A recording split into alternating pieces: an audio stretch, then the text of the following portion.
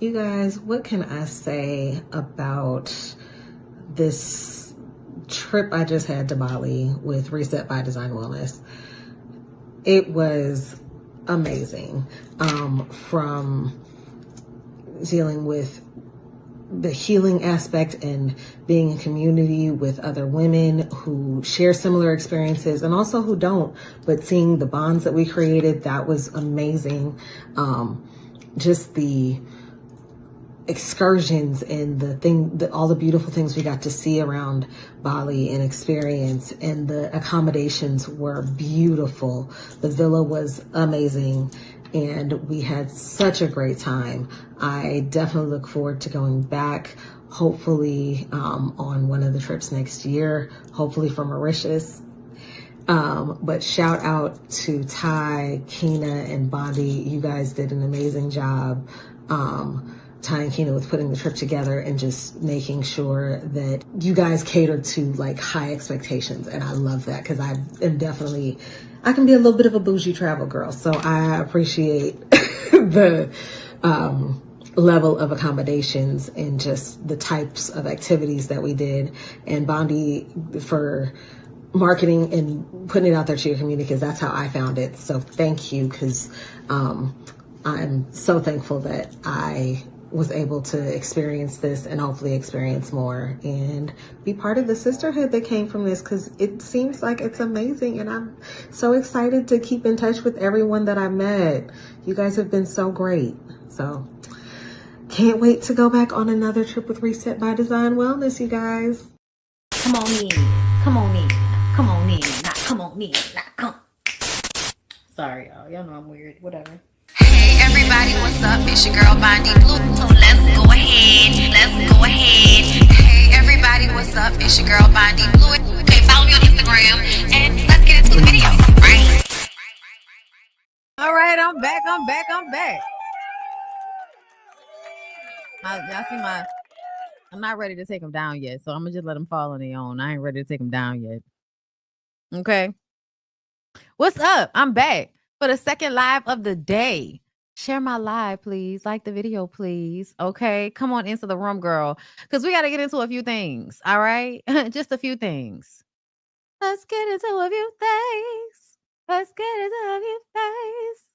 About love. Yeah. I don't know. Somebody played that shit the other day and it's been in my head. As long as I got my suit and tie, hey, I'm gonna leave it all on the floor tonight. Tell you a few things. All right, y'all. Y'all ready? Okay. So, as I know, I have upset the fucking masses with my commentary on Jackie, Christie, and Basketball Wives and Chantel.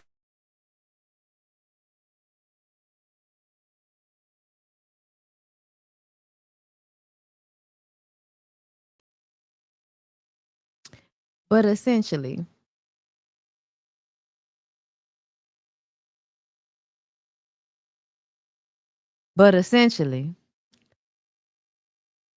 I said what I said, and I ain't changing my mind about it. All right. So, if you ain't fucking with me because of it, that's fine. I'll be okay. I feel like I'll be okay. I feel like I'll figure it out. But y'all, let's talk about what everybody else is saying in response to Jackie, Christie, and Chantel in the video coming out. And at first, of course, everybody feels like, oh, Chantel pushed her mom first. So now, we're going to apologize to Jackie because, we were basically taking Chantel's side before knowing what happened with that fight. But I feel like the reason why y'all took Chantel's side is because y'all were actually witnessing how terrible Jackie can be. Are you goofy? What am I apologizing to Jackie for? I didn't do nothing to Jackie. Like, y'all are fucking crazy. I was talking to Jackie the entire trip. Like, you're crazy. Y'all be just on here saying anything. Oh, y'all gonna... No, I'm not apologizing to nobody. I don't know. I don't owe nobody an apology. Take it and do whatever you want with that information. Boom. I ain't do nothing. They crazy. Honestly, I feel like when Shani got to the door, she could have left. But she didn't. She went back. and she was poking, and it got ugly. Why none of y'all hold Chantel accountable? Hold her accountable for what? You watched the show. We watched the show with you. Chantel said her mother hit her. We didn't know what happened until last night when y'all saw what happened. So what you want us to hold her accountable for? Because now we gone. We ain't filming. You want me to call her? You want me to call her right now while we on this live? Oh my God. Like they say y'all let that girl lie to y'all is crazy. Like they watched the show. Like nobody was in the room but them two. Like, are you dumb? Do they understand, you guys? Do you guys understand that we watched the show when you guys watched the show? Brandy's so nice. Do you guys understand that we watched the show and you guys watched the show? Forget all that. Is that a filter? We seen the show when y'all seen it, and we don't know what happened, just like y'all don't know what happened. How about that? We watched the show. I'm gonna tell you right now, Brandy won't fuck that lady if they ain't already fucked. Y'all watched the show. They so mad at us. Like, why are you invited mad? Jackie on the boat? Because y'all not leaving Jackie out. Jackie, we going swimming. We going on the boat today. Come on the boat. Why are they mad with me? Y'all rocking me all season, and now y'all want to like, damn. It goes to show how many of y'all are having some weird ass reaction to this situation. That's what it shows me. It shows me that a lot of y'all that's wilding out about this situation are really wilding. Y'all are doing the most. Y'all are flipping the fuck out. Y'all feel like somebody pushed y'all mama. Jackie is not your mama. Okay, I'm gonna need for you to chill out. I'm drowning in here, y'all. Maybe a lot of y'all mamas is like Jackie, and y'all wouldn't want nobody to punch y'all, to push y'all mama. Even though Takari said she pulled a knife on him, well, Chantel said Takari pulled a knife on their mama, and I would not doubt it. Oh my God, I've seen people fight their mamas. Like I've seen it. So that's why I'm just kind of like, why y'all be acting like people don't ever be getting into fights with their mammies, and men get into fights with their daddies all the time. Like, that's like a rites of passage for a nigga to want to fight their daddy by the time they reach 18. But we gonna be up in here acting like ain't none of that shit happening. Y'all in my comments. That's not a community thing. Y'all in my DMs. Apologize. He said we literally saw y'all feeding into Chantel lives all season. This lady is crazy. And see, that should let y'all know. They were not feeding into any lies. Everybody is responding to the way Jackie is showing up as a mother. Everybody was showing up to the way Jackie was showing up as a mother. I was not feeding into nothing. I was trying to go home, honestly. It is dysfunctional. Ain't nobody said you hit your mama specifically. Why you think? Why? Wait, hold up. Who said it was you? Who said it was you, girl? Listen, I don't know why I read that. Child, that's dysfunctional. I never hit my mama. Knowing they probably been tussling on the floor. Okay, in the kitchen one day. Get off me, mama. Okay, listen. They so invested. I love it. Part 2 coming. All right, y'all make sure you stay tuned. All right, they are very much giving. They might be fucking. Let's move on. Where's the other part? Because there's another part to this. Let me show you a few things. Listen, I already told y'all. I spoke about this shit very seriously. Now I'm joked out. Nobody tried to bully Jackie through Chantel. Chantel had issues with Jackie that she expressed to the group. Like you can't bully Jackie. It's impossible. Like I said that shit. I told y'all ain't no fucking bullying that lady because she don't give a fuck. I told y'all in real life that lady do not care. That lady be pretending to be hurt. If you have watched Basketball Wives over the seasons, y'all will remember how many times Jackie would do some outlandish crazy shit, and we would come back the next season. Jackie would be crying and all apologetic. We will forgive Jackie, and Jackie would do the same thing all over again. And then at some point we was just like, we gotta just stop fucking with Jackie. And then Jackie was like, okay, I see they really about to stop fucking with me, so let me just really be as nice as I possibly can. And then she would just be crazy all the time. But like, Jackie has been like playing these games, but I guess y'all don't be seeing it. I think the bitch is crazy. And I think Shandy being a crazy bitch is a direct reflection of Jackie being a crazy bitch. So it's like, it's literally impossible. It's literally impossible to bully Jackie. Jackie do be in everybody's business. That's why I would be so confused why she don't want nobody in hers. Like, girl, you stay in mine. Agree. I agree. They cut out a lot of it, but you stay in my business. And y'all gonna see next episode, you started spreading lies about me. The lie had me in. The lie was just too much. Like, the lie had just was like, okay, you just say anything out that mouth. Y'all really think somebody bullies her? Nobody bullies Jackie. Anything comes out of that mouth. Nobody tried to bully Jackie. I did just like that for mother and daughter, me too. And which I'm gonna talk more about on my video that I release next week is that I did not grow up with a healthy relationship with my mom, and I could do Jackie in my sleep, like compared to like my mom and how I grew up and the things that I went through. And I would never,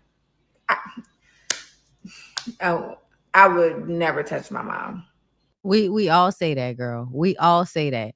And some of us have really terrible moms. And I feel like those of us who have moms and we feel like we would never touch them, I think we should like be like that about our moms.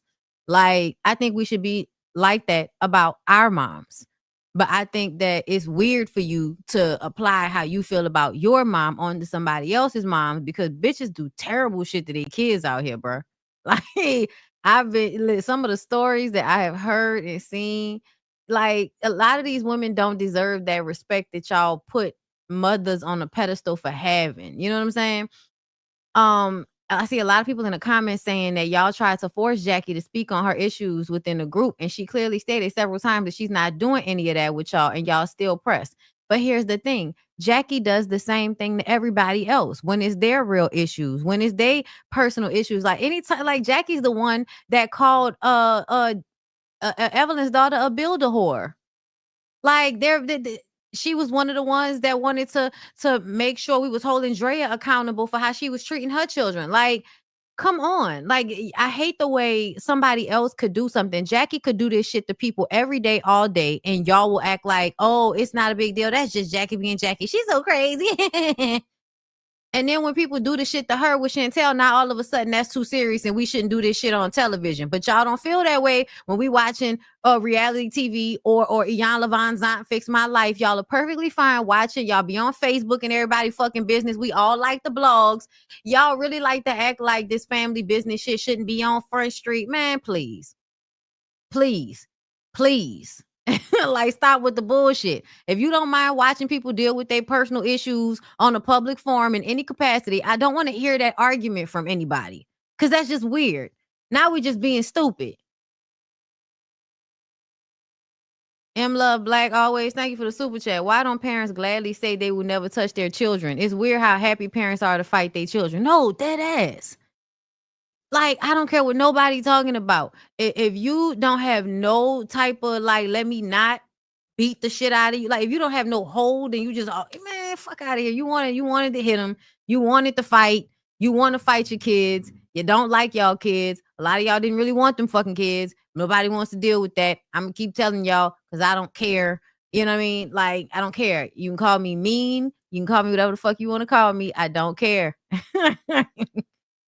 And if you know Vicky Vic, Vicky Vic takes it there, baby. My mama takes it there. My mama takes it there. And if you don't know Vicky Vic, you know what's so funny? Like, I hear a lot of y'all like saying this, like, my mom is the fucking worst. Like, my mom is terrible. My mama does this. My mama does that. And I would still never hear her. I hear so many women saying that shit. And I get it. Like, don't get me wrong, y'all. I get it. But I also feel like on some level, that's such a weird thing to have pride in, that you just were so good at taking all this abuse from your parents. And you never lashed out. But my thing is, how do you treat your kids, though? How do you treat your kids? Because a lot of times I wonder, the people that have been abused by their parents, are you actually like being like, introspective about yourself as a parent? Do you ask yourself, am I talking to my daughter the way I didn't like when my mama would talk to me like that? Like, I know we grow up and we start to understand our parents more as we become adults. Now we understand certain stressors and why they were so aggravated. And, we get these things now because we're not kids anymore. Now we have adult brains, so we get it.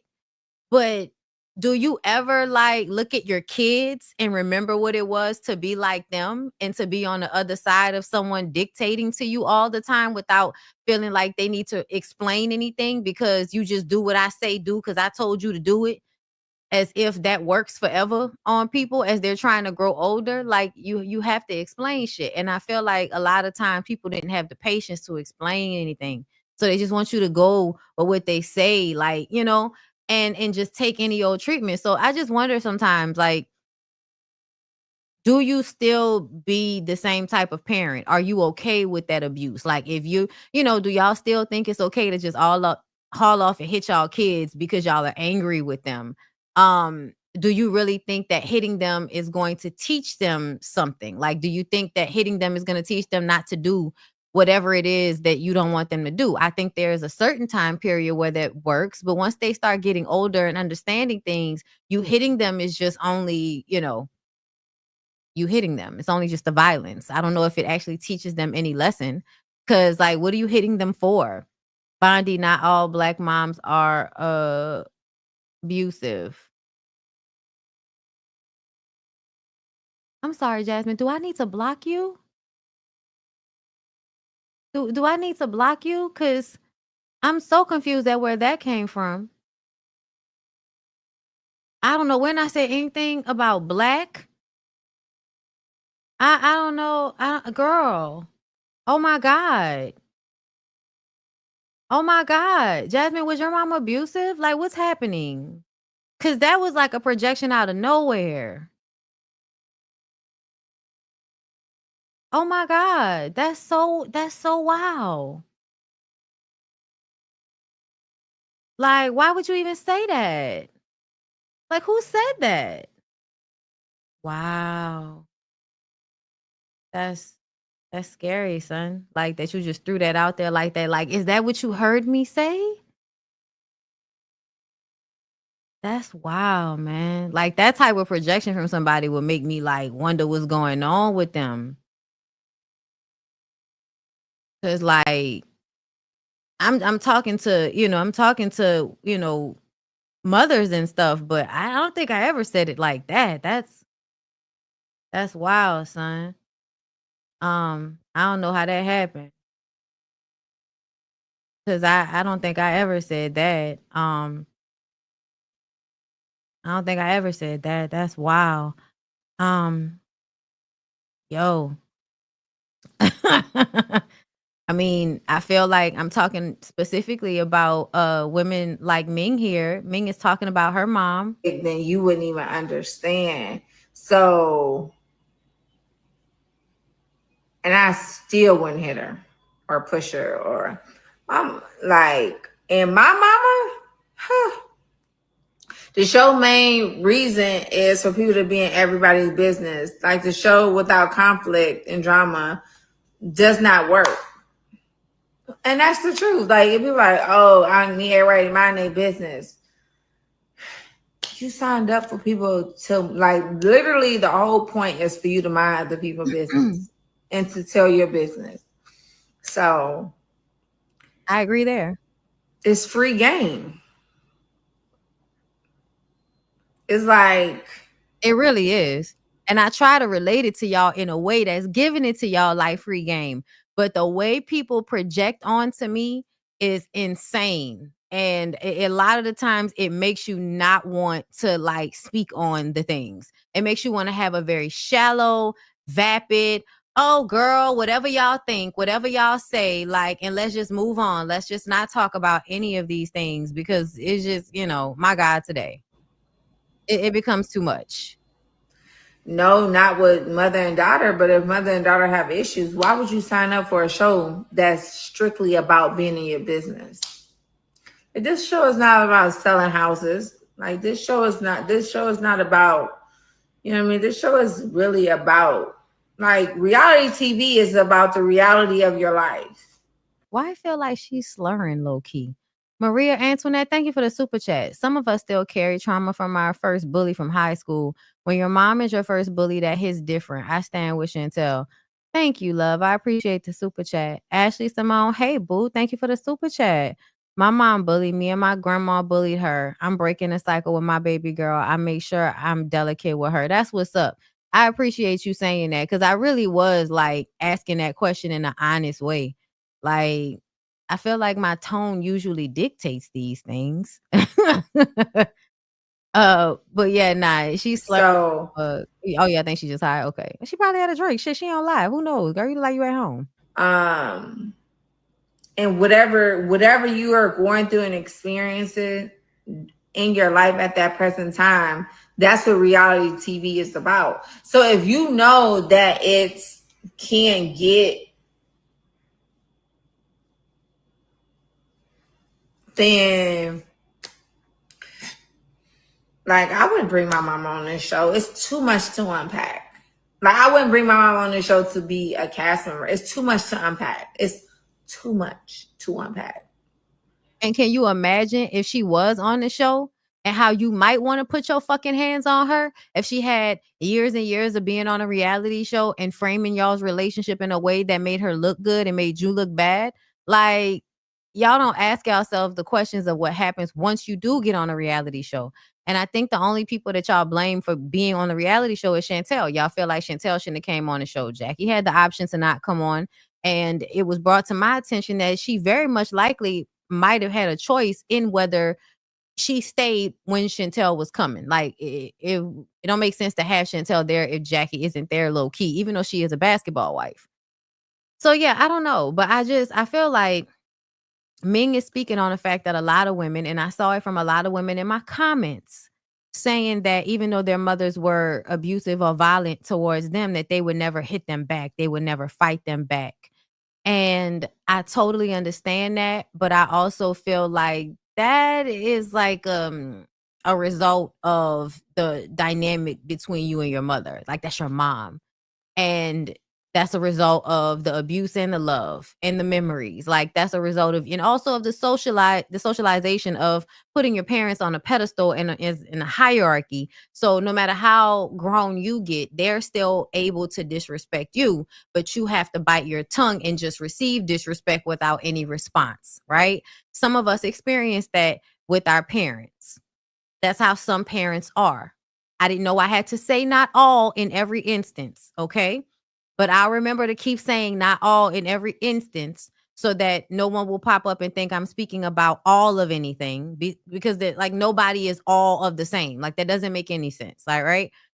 Specifically talking about women like Ming and other women like Chantel who either have volatile relationships or abusive relationships with their mother, or those of us that have had abusive parents, period, might understand this dynamic of how all of this, like the understanding of people bullying you and doing you dirty when you're at such a disservice, like that doesn't go anywhere, right? So to me, I feel like if you're still scared because you're still the little girl in front of your mom, then of course you're not going to fight back. But some people get tired of that shit and they fight back. And I feel like, not that it's a good situation, but I think it's so unfair to expect people to just take abuse without any retribution whatsoever, just because it's their parent, as if parents can't be terrible people to their children. That's the only point that I'm making here. Okay.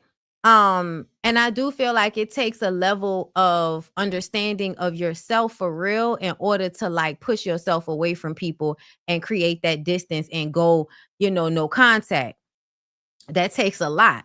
In my last live, somebody was like, would you ever interview your mom and talk about her experience? And I was just like, it would be much later. And I don't know how I feel about that because I would want to protect my mom. I wouldn't want my mom up here for anybody to be commenting negatively about, because I would want to come through the fucking comments. I would want to come through the screen and I wouldn't give a fuck about how anybody felt about it. So I would protect my shit. You know what I'm saying? I also feel like if I had a daughter, I would not be throwing my daughter all over the internet for the public to see. I would not be putting our shit out there. If there was anything we needed to work on, I would try to handle that in-house before I ever brought that to the public or to the media. So there are people that don't give a fuck. They get on reality shows knowing they have all of this shit going on, and they bring their family on there because they know they can exploit it. And then it gets exploited, and now everybody wants to be like, y'all shouldn't have never came on the show. Why not? Why not? Because of you, because of y'all, because of us, because our commentary on the situation might make it better or worse? Yes, apparently. But at the same time, it's not my responsibility or your responsibility to stop people from outing their shit. If they want to out their shit, they can out their shit, man. Like, it is what it is. It is free game, like she said, because it gives you an opportunity to have these conversations like we're having on my channel, like I try to do all the time. I think some people are starting to take this commentary personally in a way that is not meant to be taken. This is not meant as a way to like beat y'all upside the head with truths that y'all aren't ready to get, but it kind of is. You know? It kind of is. You know, if it's for you, it's for you. And the way some of y'all respond sometimes just screams, I'm being triggered by the truth while watching you. Because I don't know you personally. So people being mad the way I've seen y'all be mad in these comments lately, you know, it's a little a lot. It's a little a lot. It's a little a lot. We're just talking about it from the standpoint of knowing what we've dealt with. A lot of people have dealt with the same shit I've dealt with having abusive households, volatile situations, watching people have abusive relationships right in front of you, being a child of that, being caught up in between that. It does a lot. And one of the things it does is when you watch somebody allow the abuse to happen and they just disassociate and kind of allow the abuse to persist, it teaches you to allow abuse to persist. And then in your relationships or in your work life or in your friendships, you allow people to abuse you. You allow people to disrespect your time. You allow people to say little slick shit, play in your face. You allow people to play with your fucking money. You allow people to be late, play with your time. Like, it's a whole bunch of different ways that we allow disrespect from people, and allow people to cross boundaries that end up making us feel bad about us because of the way we were taught to allow it. Because being nice means allowing abuse from people, apparently. You know what I'm saying?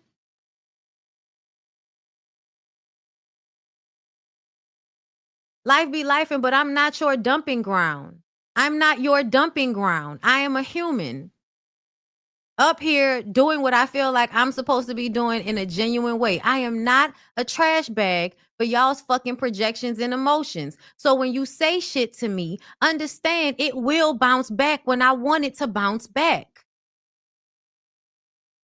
I'm not like the rest of these people that just be up here, you know, oh, I care about engagement more than anything, so keep saying crazy shit to me. Nah, I ain't on that level with it. I'm going to say some shit sometimes. We're going to talk about this shit sometimes. And that's just that on that. So I'm going to save some of this shit for my Real Housewives review tomorrow. But let's keep going. Okay, shout out to Jamie. Let's keep going.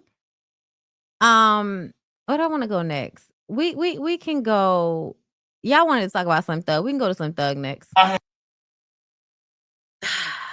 So we talked about how Slim Thug is one of the people that was hating on Megan Thee Stallion and Klay Thompson and talking about how, you know, I wouldn't let no woman buy me no watch like that. You know, he going off because he's a fucking hater. It's very obvious that Slim Thug, you know, wanted Megan Thee Stallion and thought being a disrespectful cunt booger was going to make her respond to him. But she had to let him know, nigga, I'm not going to play your music no more since you think me playing a couple of your songs during my set mean I want you. Because that's what he did. He got his lame ass up there on the internet and said that she wanted him because she played his music during her set. That's so weird. You're an artist from the same state as she is. She played a lot of people that she probably played Pimp C and Bun B and a whole bunch of other people from Texas. The fuck is you talking about? So yeah, Everybody was like, wow, he's a hater. That's lame as fuck. I asked him who the fuck asked him if he wanted to watch. Nobody offered to buy you a watch, Slim Thug.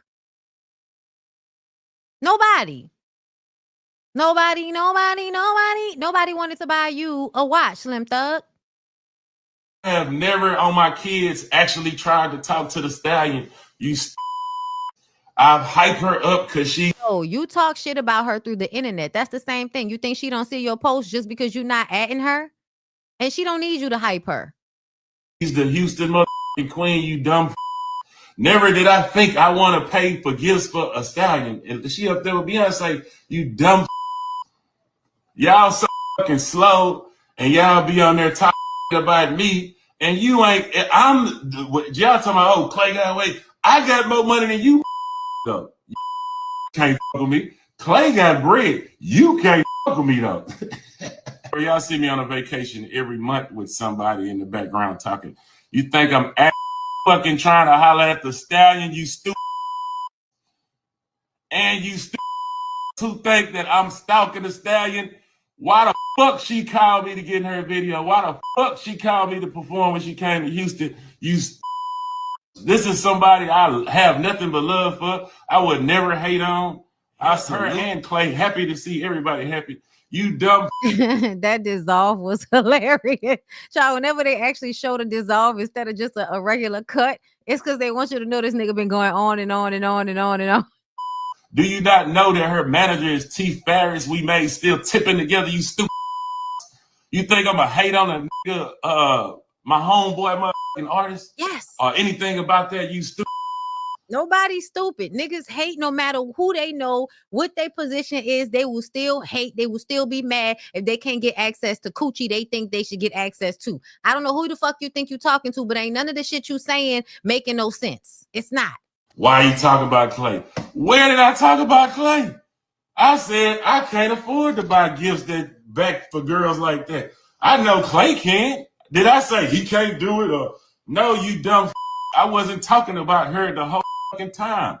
He's a liar and a cheater. He absolutely got his ass on the internet and said, you can't be letting no woman buy you no watches like that. What the fuck wrong with you? Because then she gonna expect stuff like that. Like, we know you can't afford it. So you say 1 minute you're talking about you got all the money in the world because you was a truck driver. You was a truck driver, Slim. And you get up here and you tell us how you got all your money in your shit because you're a truck driver. And now you're going to tell us that, no, you ain't got the money for it. Nigga, I don't know what to believe, but I know you on one. And I don't like you taking all your frustrations out on us because everybody called you out for being a creepy, sleazy, slime-ass, slithering son of a bitch. I was talking about, matter of fact, I got the video. I'm tired of talking to you stupid fucks. I'm going to show you what the I said. I'm not about the stallion. This is about anybody who ever told me no. I've never in life tried to act. It's always about any woman that ever told y'all niggas no because y'all never get over it. And you need to. You need to get over it. You're not entitled to people. People do not have to like you back. Yes, it hurts your feelings. Trust me, I've been there a bunch of times. Get the fuck over it. People don't have to like you. People don't have to want you. It's not no, baby. It's not no. No, it's not. It's not and no. Actually holler at the stallion, you stupid fucks. I'll just be joking on here and trolling y'all stupid. And why you so mad right now? I love how everybody like to act like they just joking and I just playing. Ain't none of y'all playing. Ain't none of y'all joking. Y'all saying what y'all saying and don't want the accountability that comes with it. They say I'm jealous. Look at this. Shut the fuck up, man. I have never on my. Oh my God. Enough. Seek help. Speaking of seeking help, y'all right. Families. Like, okay, just go with Whitney. I love Whitney. I was with Whitney every fucking day. She was one of the most important people to me. Niggas is saying that I was in the room when she died. Bro, that's the biggest cap I've ever heard. I've heard it since the beginning.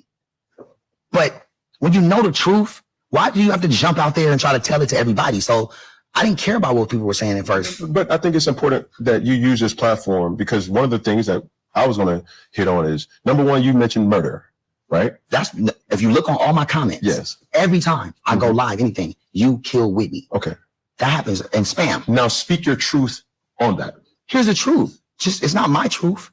It's just certain times when narratives are going to the moon, that's not true.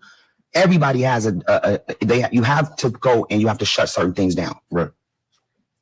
The way they made that scene is so haunting to me. Here's why. I wasn't even there. I was nowhere around. Where were you? I was in San Diego doing a show. Okay. The Clive Davis event was the next day. We were going to go there together. And we were going to fucking really make the announcement that, like, you know what I'm saying? So y'all had a real relationship. 1000%, bro. The real emotions. Bro, that was my people, bro. What kind of question is that with real emotions? Bruh, these niggas are sociopaths. Please believe me when I tell you. Why would you ask him with real emotions? What do you mean? Y'all, I need y'all to understand something. As much as I go in on Ray J, there is not a moment where I feel like the emotions aren't real that we're seeing from Ray J. Ray J is a psycho. So he has a plethora of emotions. He has all of them. Okay? But I'm just like, I definitely feel like there's always real emotions with Ray J. Ray J's an overly emotional nigga. He's a nigga that was coddled and also, you know, feels like this drug and alcohol look aesthetic that's going on, to me, is a man that's like overly emotional inside and trying to deaden it.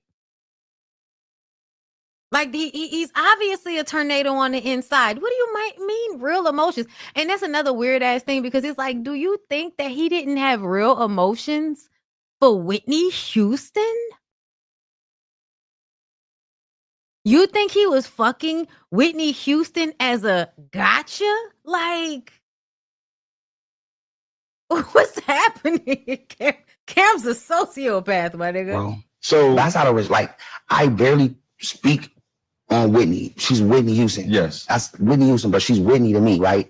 And to me, it's just so distasteful for somebody to tell somebody something that the other person can't respond to. Right. To me, it's unfair. So I've always just never said nothing.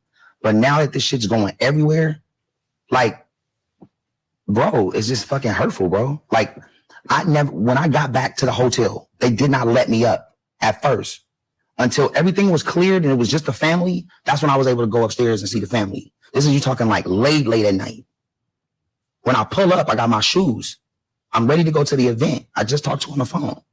She's not there no more. It's over. Like, and Ray, who was her bodyguard, he found her and he called me. CNN says Ray J found her. And then 10 minutes later, like, oh no, Ray, her bodyguard. That shit's 10 minutes later, bro. You get what I'm saying? Mm-hmm. And so there's a innocence with jumping to conclusion, and you can kind of see why. Obviously, there's similarities in names, but that was not you. I was nowhere to be found. Right. And I hate talking about it because I got so much love for her. I've never seen her in that state. Yeah. They never. So to make me that person when I wasn't even there, and then to put murderer on top of that, but I just solely just got away with it. Mm-hmm. But I think something that you shared. Because I'm gonna tell you what it is. People assume that, you know, especially like, come on, y'all know it's a word, okay? It is a word that allegedly whenever Ray J pops up with a book bag, there's either a strap on or some drugs in there, girl. We don't know which one. We haven't been privy to it. But everybody kind of thinks that Ray J is the party boy that shows up with the party favors, so to speak, okay? That's what people say. That's what they think. And he's been around and he's been in a lot of situations and he's been in a lot of circles and around a lot of other famous people his entire fucking life. And you know, I forgot about I've just been reading, y'all know I told you I was rereading Karrine Steffans' books, and I'm in her second book, Video Diaries. And Vixen Video Diaries or whatever the fuck it's called. Anyway, girl. But that's the second book. And in there she's talking about her relationship with Ray J. And how that relationship was and how he was so sweet and it was so fun and all of that at the beginning, but how because he was missing, he had just got out of a relationship with old girl from 702. He was with one of the girls from 702 for a long time, and the family had gotten acclimated to her, and then they broke up. And he was trying to get over that. And so him and Karrine ended up back together at some point, and it just wasn't back like that. She was trying to get over Bill. Y'all know Bill, damn, the commentator. Hold up. Bill Maher. Yeah. I really want to, and now I can't wait to get to this Vindicated book, because I want to hear her talk about Bill Maher again, to remind me, because the way she talks about Bill Maher in that second book, I'm like, you're not seeing him clearly. You can't be. Okay, because he was one of the first people to come out and, you know, and want to make some slick ass comments about the Diddy situation and Cassie and all of that. His commentary was very problematic. His commentary made me feel like you're one of the ones that's saying that because you don't want anybody to see the shit that you did, which may have been very similar, as a problem. He, I believe, liked to get into relationships with sex workers. I don't think that Karrine knew that he had some type of fetish for sex workers. Like, that's what it seemed like. He likes to get into full-blown relationships and bring sex workers to the red carpet and be in relationships with them. I don't begrudge him this. Sex workers are women, and they're, you know, deserving of love and all of that, you know, just like anybody else. Bill Maher is not the same as the other Bill that y'all think that I'm talking about. Bill Murray. Yeah, Bill Murray and Bill Maher are not the same people. Okay. I don't even understand why she was so in love with Bill Maher. I don't know. But he definitely had her in her hard wig, soft life mode until they broke up. And then she had a really hard time getting over it. And she was fooling around with Ray J to get over it. But Bill Maher loves him, you know, a black woman who, you know, was a sex worker of some sort. So I now, you know, with the understanding that we have now of him, I wonder if she still feels the same way, or if she looks back on that like cringe, because she talks about him like he's the one for me. He's the one I've seen spending the rest of my life with. Y'all know how Karrine be in her books, girl. If you listen to her audiobooks are really, really good to listen to. But yeah, I was just like, I hope she don't still feel the same, because I don't really like his mode. But I say all that to say Ray J has always been out and about and popping and having relationships with people and going, you know, having the love bombing great part stage and then being toxic and shit. Shared with me that I think is important, right? Especially with this, to give perspective. Did you guys do drugs? I've never done one drug with Whitney. And then when niggas ask me, did Whitney do drugs? I mean, come, like, you don't gotta, there's certain things you can ask me and I'll tell you about me. I don't believe that, but again, I'm gonna let him have it because he might know better than me, but I don't believe that. I just don't believe that. She had drugs in her system. I do not believe that. Okay, so y'all look. Bill Maher and Karrine Steffans.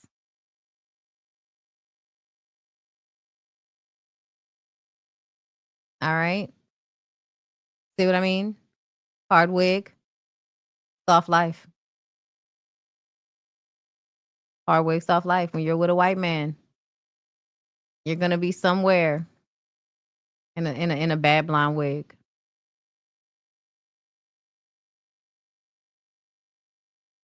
And look.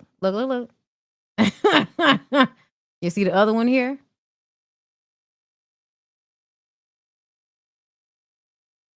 So yeah, in case y'all didn't know about that, let's go back. But you don't gotta ask the other question because you already fucking know. Like, it's Whitney. Everybody knows certain answers.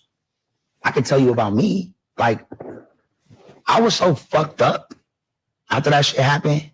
I tried hard drugs for the first time after this shit happened because I was just like, I didn't know what was going on, bro. I was totally like in awe of it.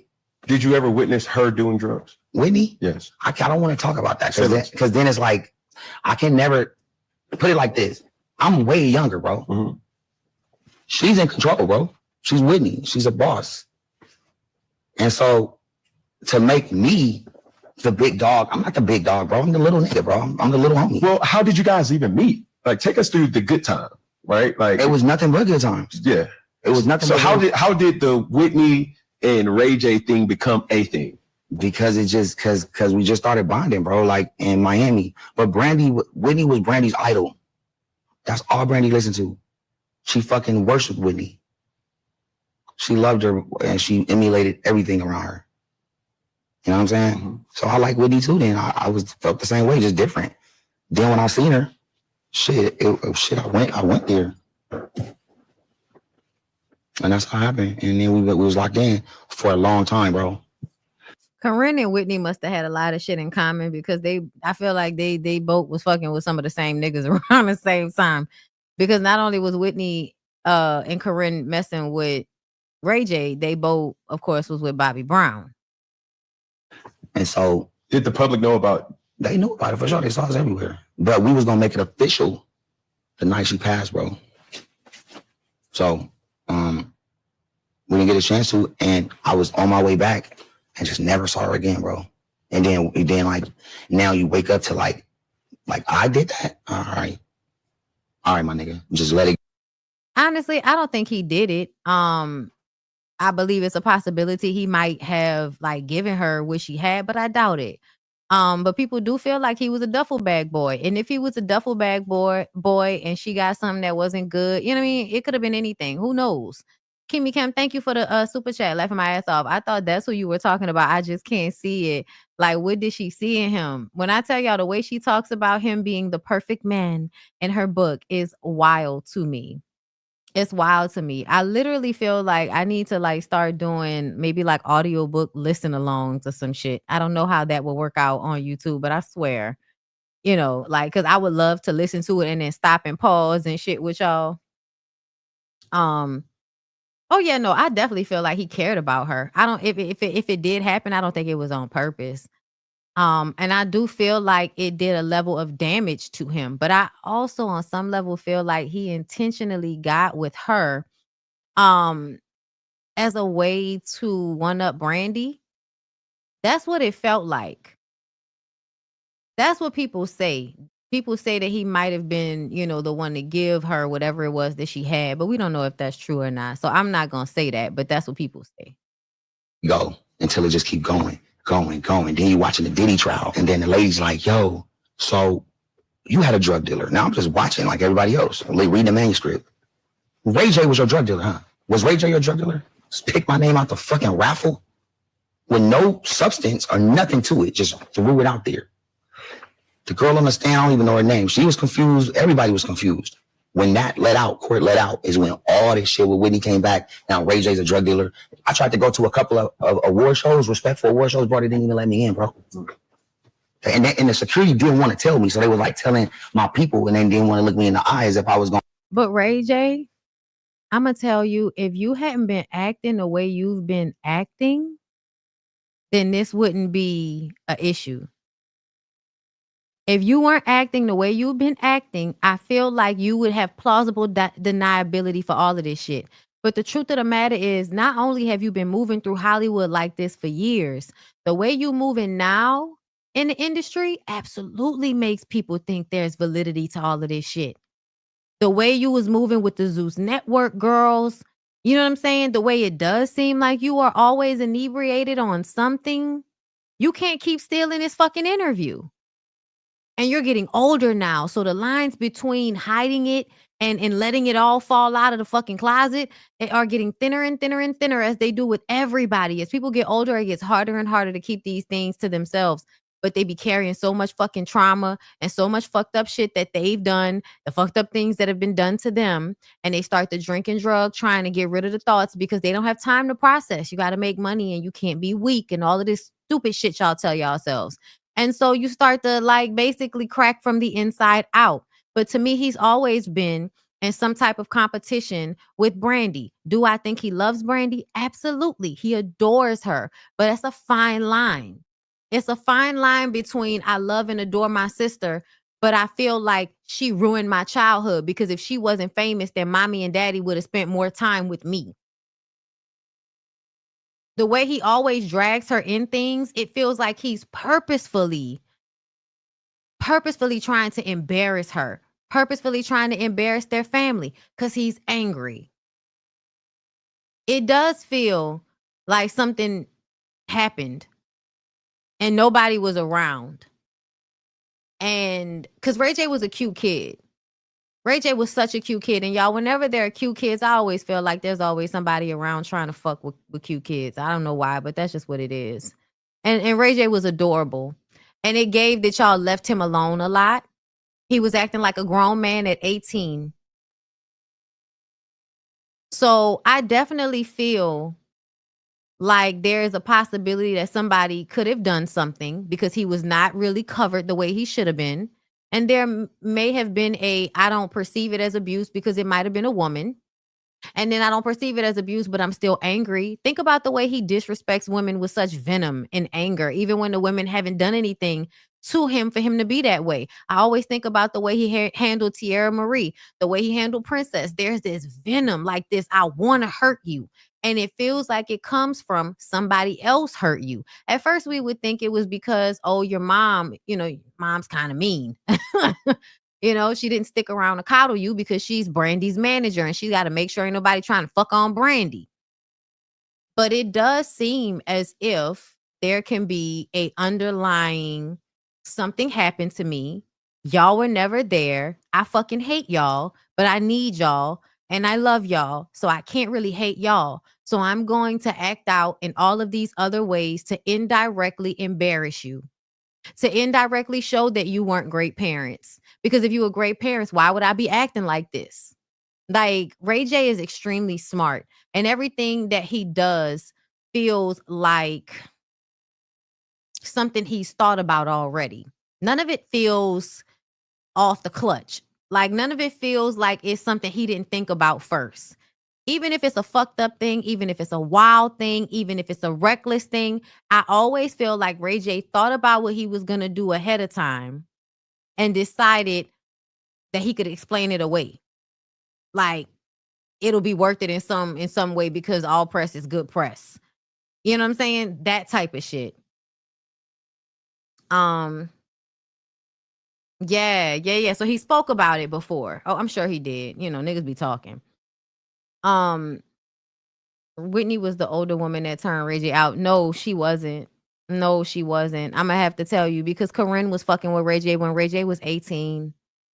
Ray J was living in his own apartment, taking care of himself, basically living like a grown man at the age of 18. Whatever happened to Ray J happened when Ray J was still very much a cute kid. Only one Adrian. Hey, love. Thank you for being a member. It also feels like Ray J is resentful for growing up in the shadow of a woman. I don't think he would have acted like this if Brandy was his older brother. No, I do think there's a level of misogyny to it as well. I do. I think it's a compound of things that, because he just has a lot of venom. Yes, he's also affiliated with the Bloods. That's been something that's been talked about for years. Him and Wack 100.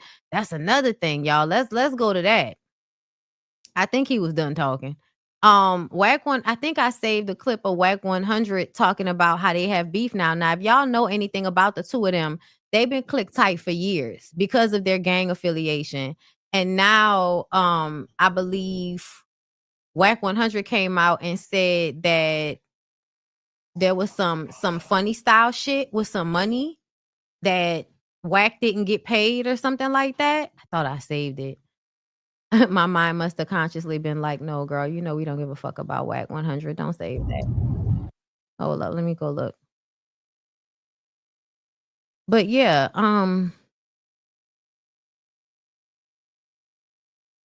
the tides are turning, my friends. The tides are turning. The tides are turning. The tides are turning.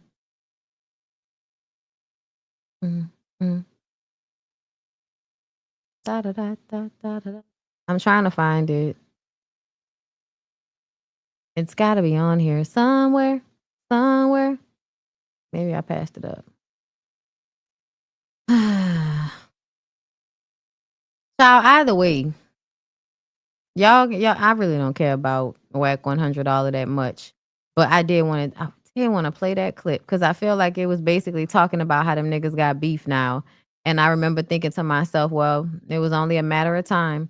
Because to me, I feel like people that are really like reckless and disrespectful, eventually they're going to turn on each other. Like, how they are is how they are. So they're not going to have all of this respect and loyalty for anybody if that's the type of person that they are. It's just a matter of time before it shows itself. And usually whenever they feel snaked enough, whenever they feel like they can't get the same thing that they once got out of that person out of them anymore, they definitely will turn into the snake to a close friend that they've always been to everybody else. So that just wasn't surprising to me at all. And it's just, further proof that you just got to give shit time sometimes, but people will follow the patterns. If they ain't gonna do nothing, they gonna follow the pattern that's already been set out for them. Let's see. I don't think I saved it. That's so unfortunate. That's so unfortunate. Okay, well, let's go back to my main page because there are other things that I want to get into. So I don't want to waste too much time talking about Ray J. Child. But, those are my feelings. And gang culture is normal on the West Coast. Absolutely. And if Karrine was the one he was messing with at 18, I can't imagine who he was messing with. And mind y'all, I think when he was 18, Karrine was 21 or something like that. So it's not like Karrine was that much older than him. Just in her early 20s, because like the first and second book are within like her first 25 years or so. I don't think she was that much, she wasn't even in her 30s yet by the time the second or third book had came out. Sonya feels guilty for not protecting Ray J when she should. She knew her husband wasn't going to help like he should have. Yeah, that's true. His mom was treating Princess like she had to earn her son, like Ray J was a prize and she wasn't good enough when she probably deserved better than her son. I don't know what that means. That was a little confusing for me. Didn't Ray J date Lil' Kim? Oh, I wonder. He might have. I mean, I know they was on that episode of Moesha together. Shit. But let's move on, y'all. There are so many other things to talk about. Okay, so y'all, I'm not about to play this because I listened to it and there's no point. So Ramir Satterwade speaks on dropping his paternity case against Jay-Z.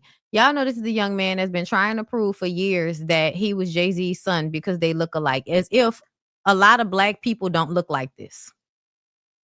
A lot of black people look like this, y'all. I hate to tell y'all, but a lot of black people look like the camel from the Mobile Lights commercials. That, like, y'all know who else look like that? The daddy from 227. Like, there are a lot of people. Like, you just, like, this is a facial archetype for black people. It's really a facial archetype for anybody, because there are people that are white that have some of these same facial features, same eyes and big nostrils, the type of shit, But anyway, he's saying he dropped it. Nothing beats a jet so hot. I want to get on here and let everybody know the updates, what's going on. It's been a crazy couple weeks, y'all. I want to let y'all know that I have not stopped my fight. I did withdraw my case. It's for a reason, y'all. It's not because I'm stopping with it or not going to refile it or anything like that. It's just a lot going on behind closed doors. That's only one case that we withdrew for right now. But it's a lot going on. You know how this industry works. These judges, these lawyers, these high celebrity people, they try to use all different types of tactics and call it what you want, bully tactics and different types of stuff. I didn't say that they didn't look alike. I said that a lot of black people look like this. You disagree with the fact that a lot of black people look like this? Have you seen a lot of black people? I know a bunch of niggas that look like this nigga. Like, literally, I know niggas that look like this nigga. Slow it down and just change the narrative. So it's like, hey, we got to step back and play chess, not checkers. So Rotimi, that's a good sitting one. back and we just observing everything right now. I just ask y'all to keep the support. Keep the support. I have not gotten any DNA tests. I have not gotten any settlement, anything like that. I wouldn't just take it. I would let y'all know, honestly, even if it wasn't y'all business. You guys been here for me all these years, supporting me. I wouldn't dare just run away with no money or nothing like that. So, no, that's not what it is. But as I said before, y'all, just keep your eyes open. This is bigger than me. This was never just about me. I'm trying to change things for the world, honestly. And this is the part right here. This is the part that I wanted to get to right here. This part right here. What do you mean it's not just about you and you want to change things for the world? What do you mean by that? How are you, like, how is you getting a paternity from this nigga gonna do anything for you? He's not dead, which means, like, I don't know if you're actually gonna be entitled to anything. You might be entitled to back child support. See, for the future, we need this to be changed. We don't need to continue to go in these courtrooms and don't get fair due process, and everybody don't get discoveries, and you just get treated unfairly. So it's just like, I'm standing on business, and I will continue to fight. So please don't think just because y'all seen that withdrawal is over. It's not over, y'all. Continue to fight with me. Continue to support me. I will support y'all. I love all y'all, and let's just keep moving forward. Let's just do that. That's all we can do, right? Can't sit there and dwell on nothing. As y'all said, I got a family. I got to take care of my family. I'm grown. That's what I do. So it's like, I don't sit there and complain about too much. Try not to complain at all. But what I'm saying is, I really appreciate. All right, enough. Yeah, I don't know. Y'all know I have not really talked about this because it's always been so weird to me. Either if he the pappy, I do feel like, you should be held accountable for not being there for a kid. I do feel that way. I'm not even gonna front on you. So if that's really his daddy or something, yeah, somebody should get a DNA test and all of that. However, I'm definitely one of those people that don't care about money enough for that. Like, I care, but I don't care that much. If I feel like, I got a rich daddy I ain't know about some fucking well, that would probably hurt me. But the way I would go about making my own name for myself before I ever rode that nigga's coattails, I would try to find every way possible to let that shit drive me to blow up or do whatever it is I need to do to get my own shit together before I ever be in and out of court using up money trying to prove that this nigga is my daddy. Man, fuck that nigga. If he wasn't famous, you wouldn't give a fuck. If he was a regular nigga without no money, no dividends, you wouldn't even really give a fuck. And that still don't matter to me, because I do feel like, the fuck wrong with you? What you having kids for if it's not to make sure that they okay? So there's a part of me that feel like, if that's your daddy, nigga, get your just due. I ain't mad. But I also feel like this situation at some point is like, wait till that nigga die. Wait till that nigga die. Like, you know what I mean? Like, if we're going to do all of this, because then you ain't going to have to argue about nothing. You know what I'm saying? But it's like, what are you really, if Jay-Z doesn't have it'll go to all of my kids or something, then you can't get something from somebody just by proving that this your daddy. You might get back child support. That's about it.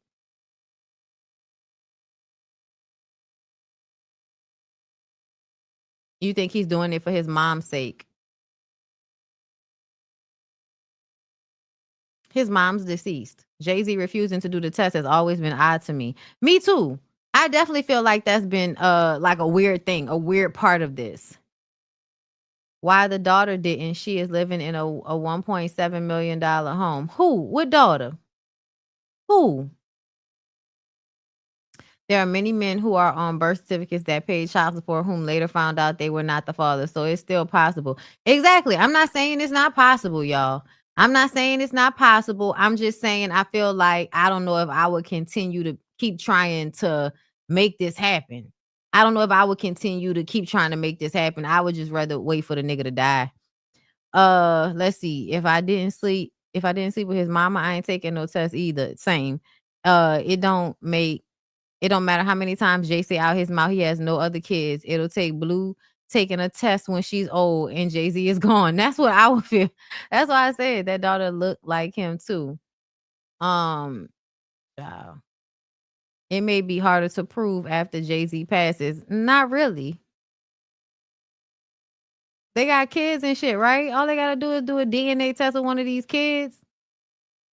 It's actually not odd, because if he voluntarily takes the test, he then opens himself up to potentially hundreds of other frivolous lawsuits from anyone claiming they resemble him.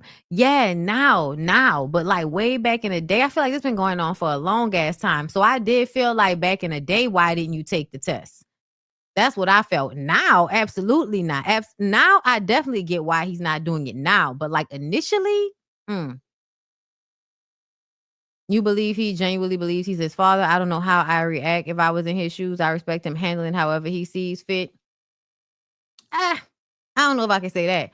Because I do feel like, what you mean you not letting it go? Like, what you mean? And you doing this for everybody? Like, what does that fucking mean? Like, how is this going to help people get better due process in the court system? Like, how? I want, I want an explanation. That's all. The kids will have to volunteer to take the test. Yeah, they would have to. They would have to. So, I mean, I don't know how you're going to force somebody to take a DNA test right now. Doesn't seem like he's been able to all of these years. So, who knows what's going to happen with it. But I will say that for my mental well-being, I would move on from this. For my mental well-being, y'all, I would move on from this because you never really know what it would mean to get money from him, what it would mean to be a part of his world. You don't fucking know. You on the outside looking in, you think it might be good for you. But think about if he were to give you something, how that might put a target on your back for people to rob you or hurt you or some shit like that. Like, sometimes you don't know when things are really your protection. So it's okay to just let the shit go and move on with your life. Like, if he ain't want to be a daddy, he ain't want to be a daddy. Fuck that nigga. That's how I feel. I mean, like, just you gotta let shit go, man. All right, let's move on. So, where do I want to go next? Let's go to Tyler Perry. Tyler Perry. Let's go talk about Tyler Perry. Then we're gonna do DDG after Tyler Perry. Okay, so Millie Chun is talking about this, right? And saying that China and McClain dropped shocking truth about Tyler Perry. He silenced me on set. I wasn't safe there. It's a story saying that she was blackballed. We don't know if that's true. A lot of people in the comments saying that it's a lie because she's actually on House of Pain still. And I was just like, just because you're contractually on the show doesn't mean that somebody didn't do something. But either way, that story happened. And then let's hop, skip, and jump over to Tyler. Hold up. Where's the first one? Let's go. I have to bring along. How do I have to let some go? It's like bossology and family. How do y'all struggle with that tension? I fired my aunt. I feel it. I fired my aunt. She said she wanted a job. She would always call asking for money. I'm like, okay, I was sending the money. I was like, listen, I want to help you. I don't want to help you build this thing, not be welfare to you. So let me give you a job. She wasn't coming in, calling in all the time. I said, okay, well, you got to go. Because you want me to hand you the money, but you don't want to work for it. See, that doesn't work for me. And it's the same way with my son. Like, he's 10 years old. Like, there's certain things that he wants. He has to do chores and work for it. Right. I don't believe in giving us things that are just going to handicap us. That is the worst thing you can do. And I've had family members that I've done that to because my mother has asked me to.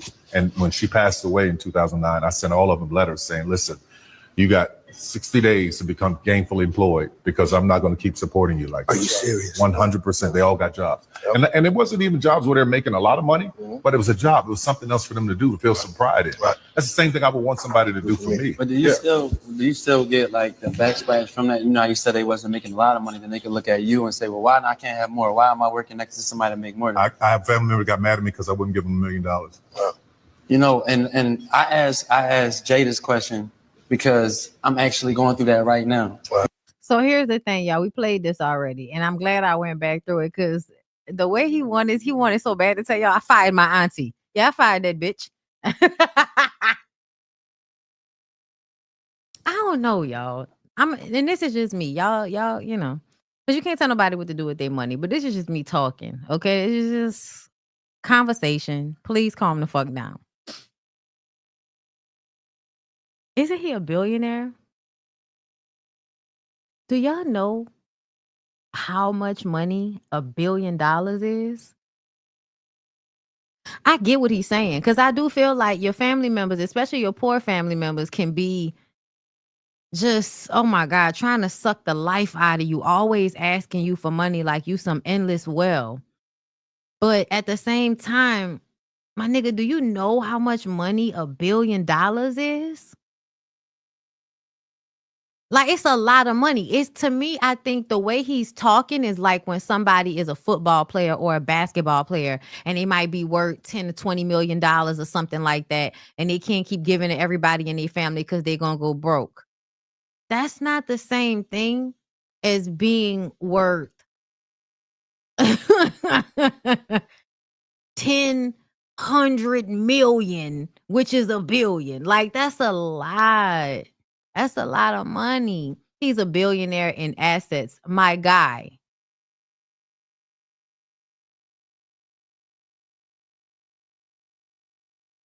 He's a billionaire in assets? What the fuck does that even mean? Like I said, I feel like we really don't know how much $1 billion is. And even though I am not, yeah, it's a message, not a real story. I agree with that. It feels more so along the lines of, niggas, y'all ain't getting shit from me, than it is that you actually, like, I don't know, y'all. Like, nigga a billionaire. Nigga ain't worth like 10, 20 million or some shit like that. But paying white boys $600,000 for them to text him, and that's another thing. They'll pay to control niggas' boochies. You know what I'm saying? They'll pay for bussy. They'll pay exorbitant amounts of money for bussy, but don't be a family member asking them for no fucking money. Listen, we family. I can't take your ass. Okay, so if I can't get no ass out of this, then I'm sorry. I can't do nothing for you. No, I was being facetious, sweets. I was being facetious when I said that. I know what that means to only be rich in assets and not in actual liquid money. But what I'm saying is, I don't believe that. I don't believe you can be a billionaire in assets and not have enough liquid cash on you. I'm sorry. I was being sarcastic. Let me be clear. I know what that means.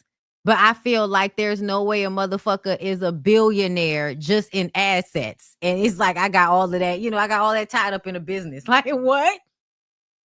You got $1 billion tied up in a business, but you ain't got nothing else? Listen, you ain't got to instruct me to do shit.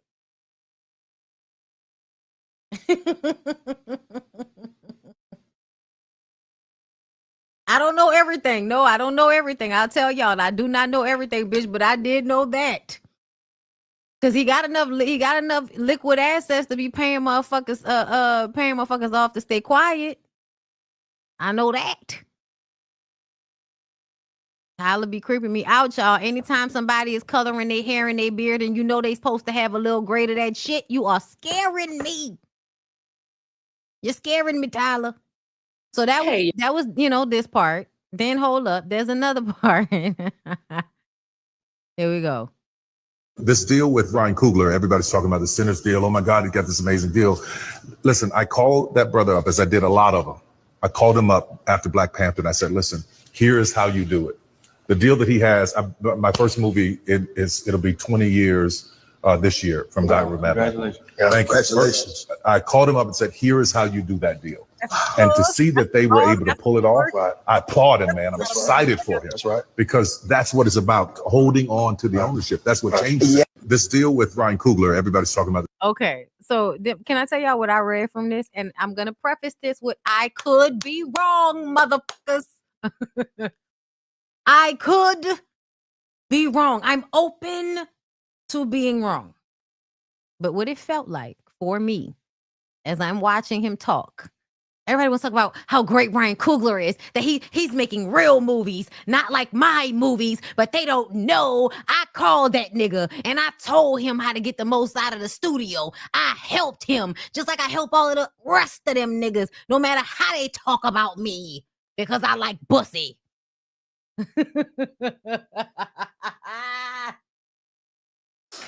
Oh my God, Tyler is so angry. Tyler is giving me anger. The Sinners. Nigga said two different types of people. The Denzel who sponsors Chadwick to go to school without saying a word.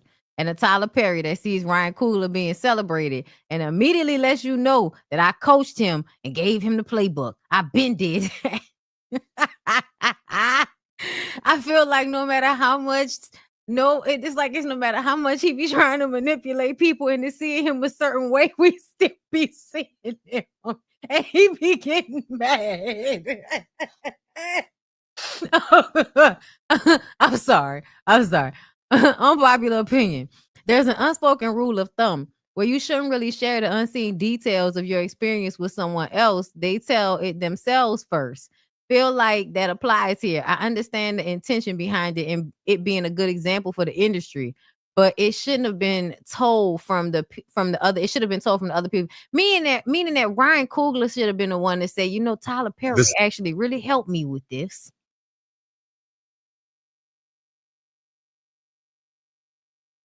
I'm gonna tell y'all something. This picture creeps me the fuck out. This picture creeps me out for a few reasons. First of all, ever since Tyler Perry has started coloring his beard, that's been creeping me out. His eyes, his smile is not going up to his eyes, for one. That's one thing. You could feel the anger too? No, for real. I feel like there's so much anger seething off of Tyler Perry. I'm sorry. I feel like living under lies and shit like that. That shit is so hard, and people don't estimate it properly. Okay? They underestimate it. Ryan looks scared. I'm gonna move on because I don't like looking at the picture. But yeah, I was just like, what's wrong with Tyler? What's wrong with Tyler, y'all? Speaking of what's wrong with the old people, what the fuck is wrong with Khalila Ali? I don't know why this lady has such a hard-on for Layla, but at this point, it's just giving thirsty and annoying. And it just goes to show that no matter how much women age, it doesn't mean that they gain any fucking wisdom with the gray hairs growing out of their head. Do you see anyone beating Clarissa? Not nowadays. Let's go, tell them. Not now. Not soon.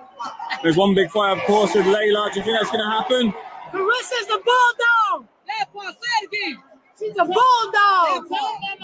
Does the fight happen? Huh? Does the fight with Layla happen? I think Layla needs to stay in the kitchen. Stay in the kitchen. That's such a ridiculous thing to say about another woman. Like, especially in this context. Like, some of y'all like to be in the kitchen, so y'all come out and say stupid shit, and we tell y'all to get y'all fucking ass back in there. But that ain't this. Yeah, for sure. I got my queen. Where you from? This lady seems so opportunistic. This seems like such an opportunistic thing. Clarissa. Undefeated. With a record of 2 wins, no loss. Just weird. Like that lady being called to the stage. That lady being called to the stage, bro. 74.6. Like, oh my God. No, but I say 3 or 4. 3 or 4? Maybe. 3 or 4, she got to go. 3 or 4 shit. 3 or 4, she got to go. Okay. I got to ask you just because, like I said, when we talked, you were the first person to bring it up. Please let the people know why you want this fight to happen. You know what? Look, it had something to do with it like at all. It was between me and her mom. So I was just like, it's like a promotional reason. Yeah. So because you've been in the boxing world and you got beef with Layla's mama, you decide that you want to take the side of the opponent because of some shit between you and Jimmy? Like, I'm sorry. Because of some shit between you and another woman?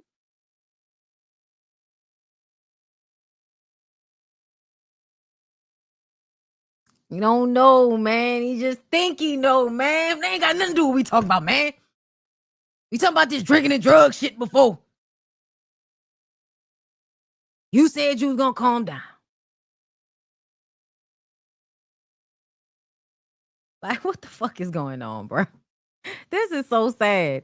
From the eyebrows to, you know what I mean, to the energy. It's just so sad. Oh, y'all. Y'all, they were so mad at me They was so mad at me. Not wait, no, they wasn't mad at me for that. We was laughing at that. Did y'all see? I posted this on my Instagram. Y'all following me on Instagram? She thought she was Beyonce in her fashion overdress. Now with them, never meant to cause you no pain. Baby, believe me, I just wanna go back. Y'all saw this? Did we talk about this yesterday? I can't remember. I don't know what terrible things you've done in your life up to this point, but clearly your comments out of balance. You get assigned to my class. I'm Professor Annalise Keating, and this is Criminal Law 100, or as I prefer to call it.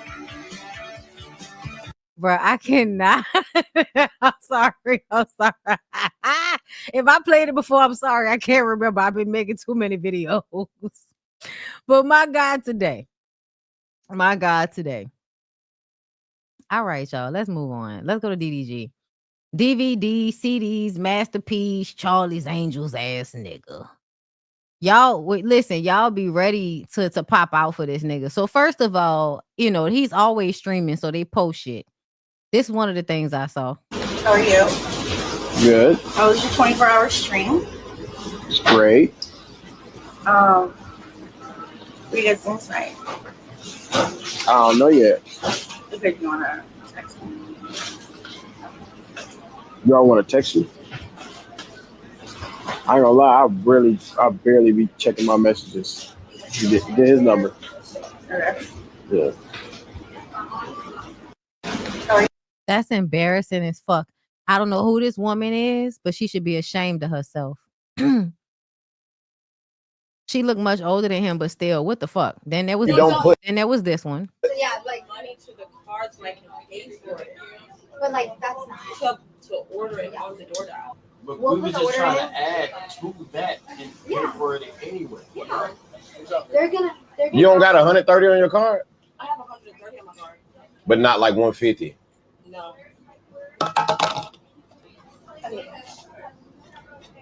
Yeah, we shouldn't be on no boat then.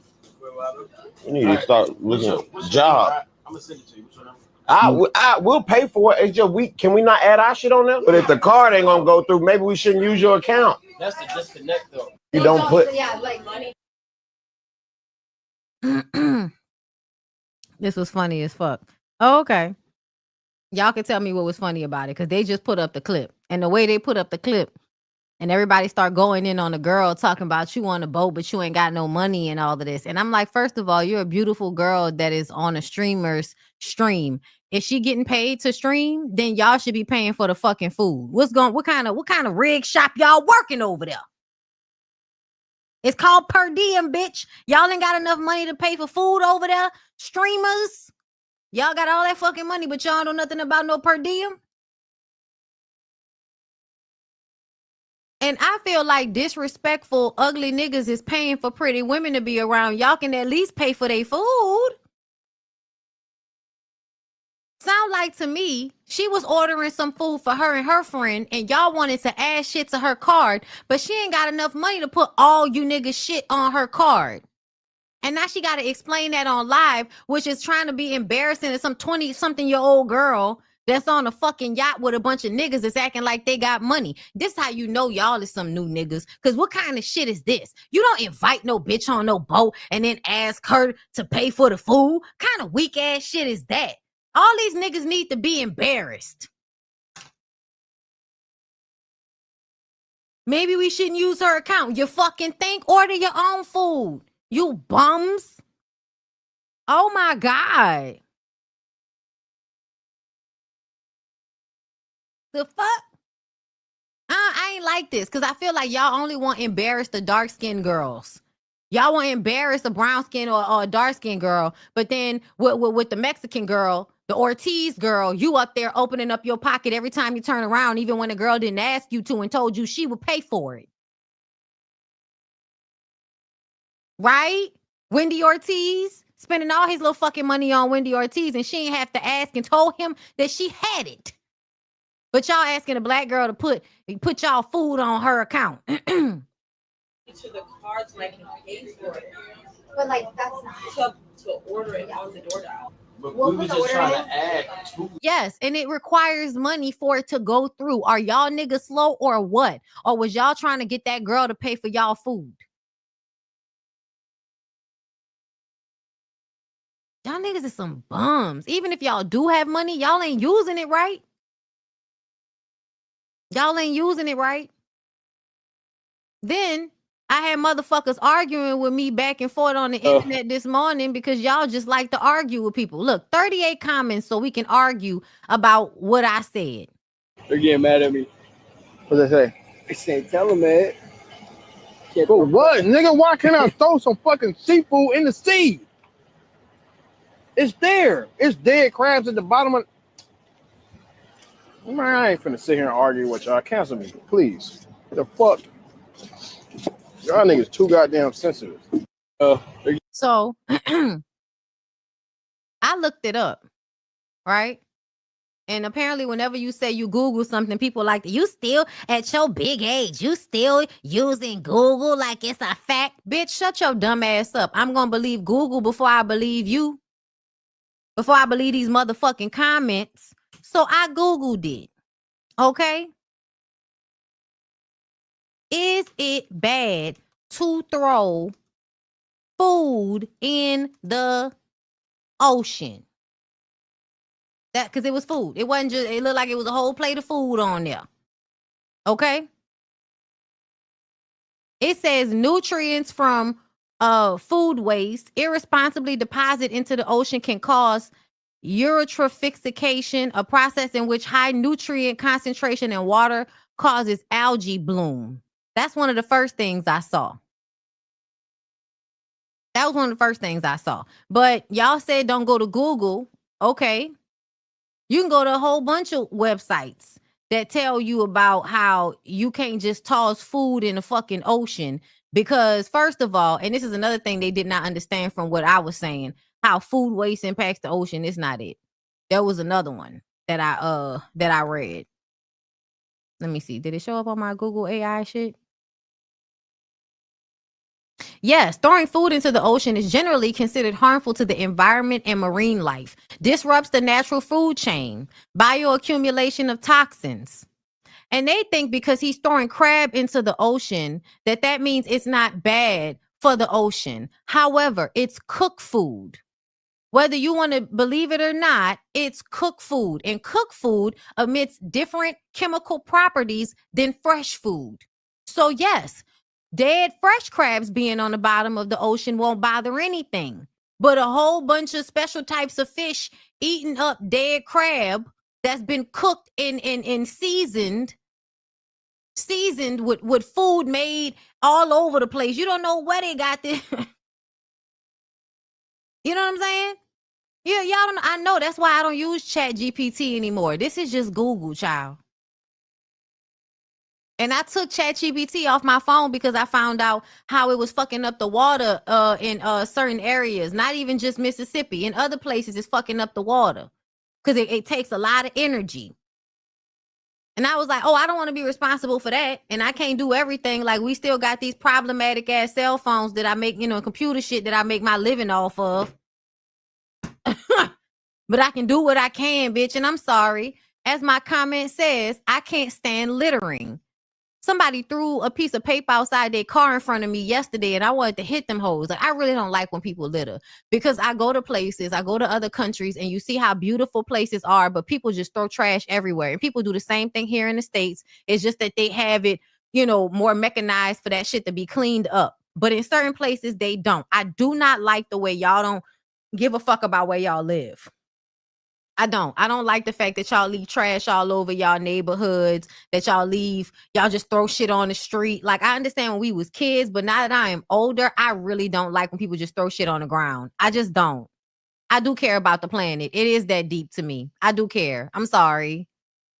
Like, when it comes to littering, like, I know we can't do nothing about a lot of this other shit, but the littering part, I'm gonna care a little bit about that. I'm sorry. And you throwing food into the water it to me felt like littering. And I said it's littering. Because I waited to Google it. Because I don't just talk out the side of my neck, y'all. I Googled this shit and I saw a lot of things talking about how it is bad to throw food into the ocean because of what it emits. Food waste is frequently mixed with plastic packaging and other non-biodegradable materials, even if it wasn't. Because this woman wanted to argue with me about the fact that the food was biodegradable. So that means it's okay for you to throw in the ocean. And I'm like, yeah, bitch, but it's cooked. The fish and shit in the water are not eating cooked food. They're eating raw food. That's different. Raw food and cooked food are two different things, y'all. They affect people's bodies differently. Why do you think some people are raw vegans? Because cooked food changes the properties of the vegetables. Cooking it changes its properties.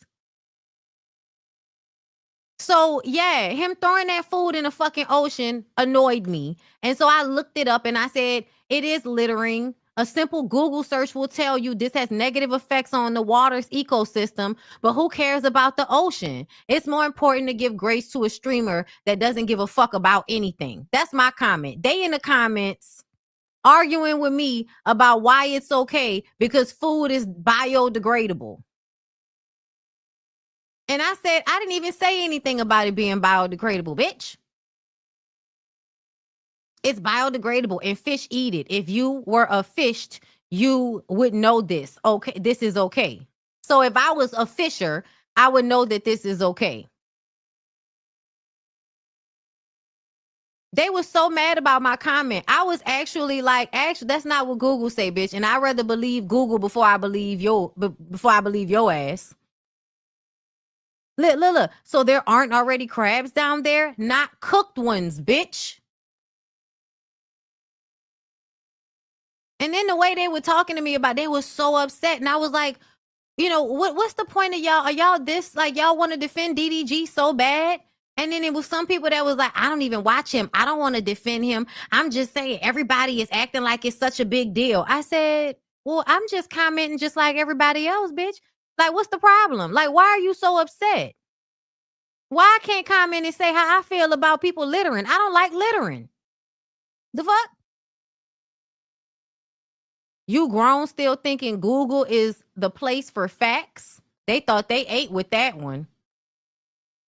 They thought they ate with that one, as if Google doesn't also give you a list of websites that are reputable that can tell you the same shit. But this is the comments I'm getting from people. I blocked a lot of people because I felt like some of their comments was just like, why are you even talking to me?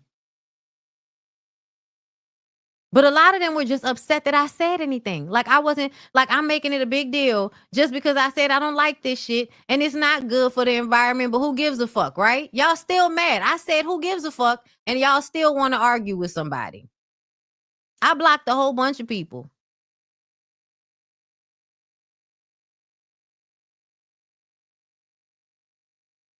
Like, do they not understand what Google does? No, they feel like it's just giving you a whole bunch of facts you should ignore. I said, now that y'all have decided that we shouldn't listen to anything from Google, we're in a scary place now.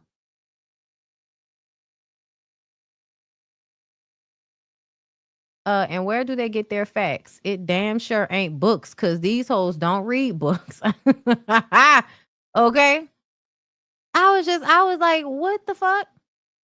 I was just surprised at the way sometimes I like to ask people, like, what's your point? Like, what are you talking to me for? Like, if you come up on my ad in my mentions, I might respond to your stupid ass. I might. As a fish mom, you have to be very careful of everything that you put into an aquarium, especially food. The water has to have a specific chemistry to maintain the life of fish. Girl, that's what I thought. I had fish when I was a kid.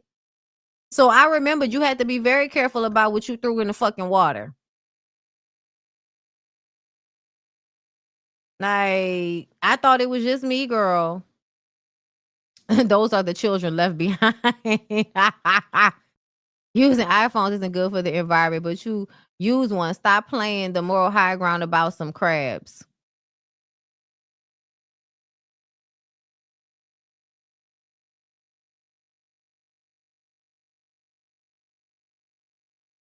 So I don't like littering. And I don't like when people throw trash into the ocean. And I feel like putting cooked crabs is not the same thing as raw crabs.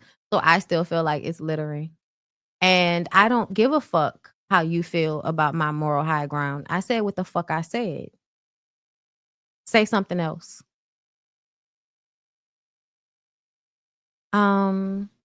Let's see. You should use Bing Bondi. Google is played out apparently. Okay, I don't like Bing, but okay. They use not reading as a flex, right?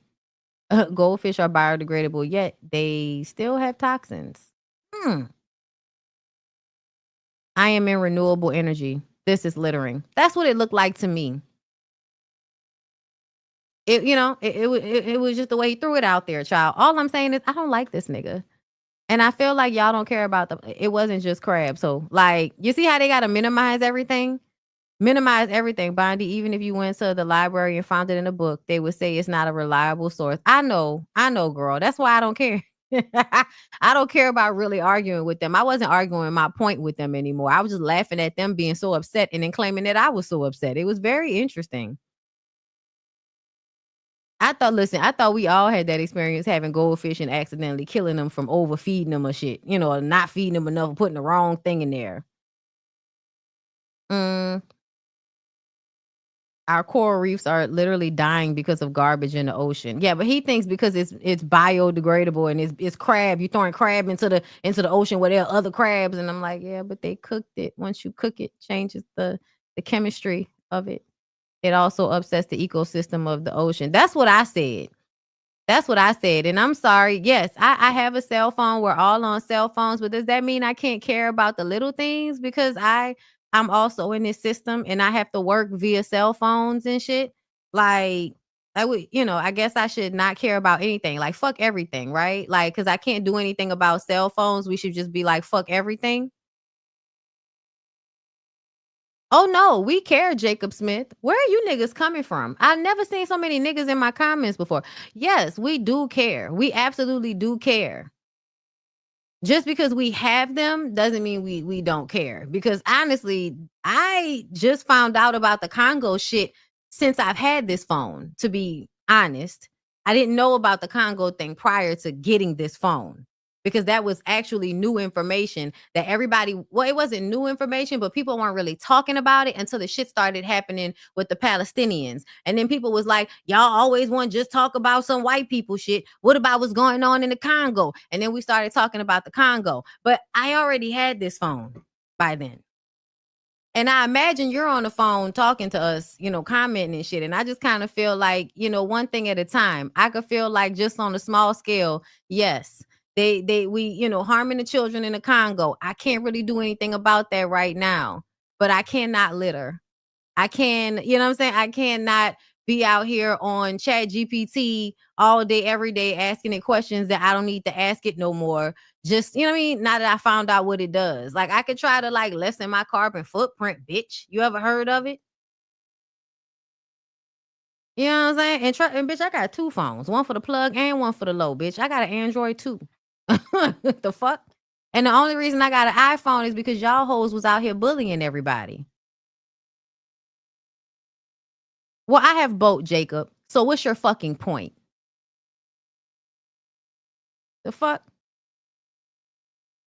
And also, it's illegal to throw any garbage, including food waste, into the ocean within 3 miles of the shore. I saw that too. I was about to say, well, for anything, the shit is illegal, but okay. Like, I hope he was on the shore. Okay.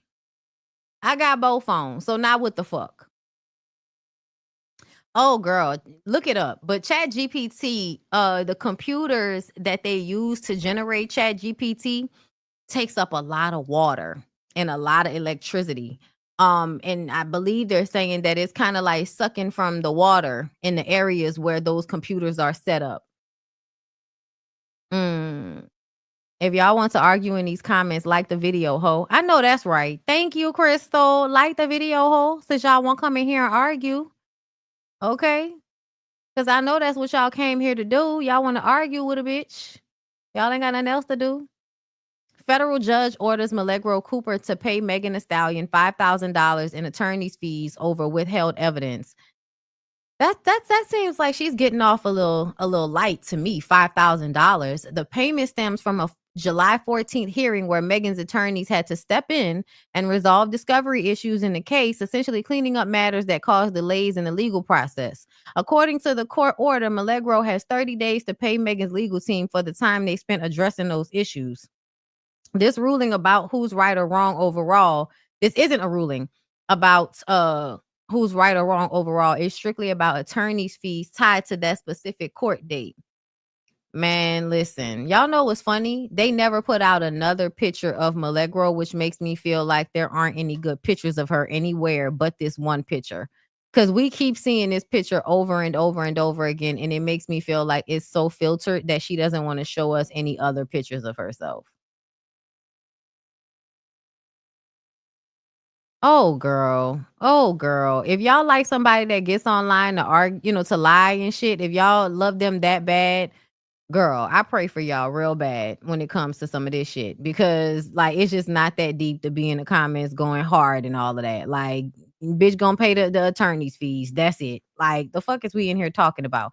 And I also feel like Milagro got in this situation because she was dick riding Tory Lanez so hard, which is weird. Nigga ain't got no hair on the top of his motherfucking head, and you sitting up here going to bat for him like a weird bitch. Like, what's going on? Y'all want to talk about some other weird shit? What is this? When did Karuchi end up with Deion Sanders? Girl, what the fuck? We're calling y'all, please. Okay.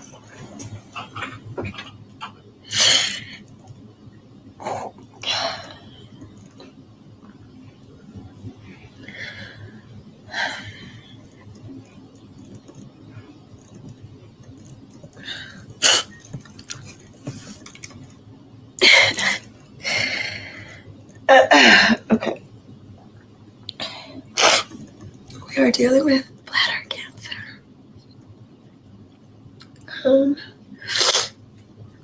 And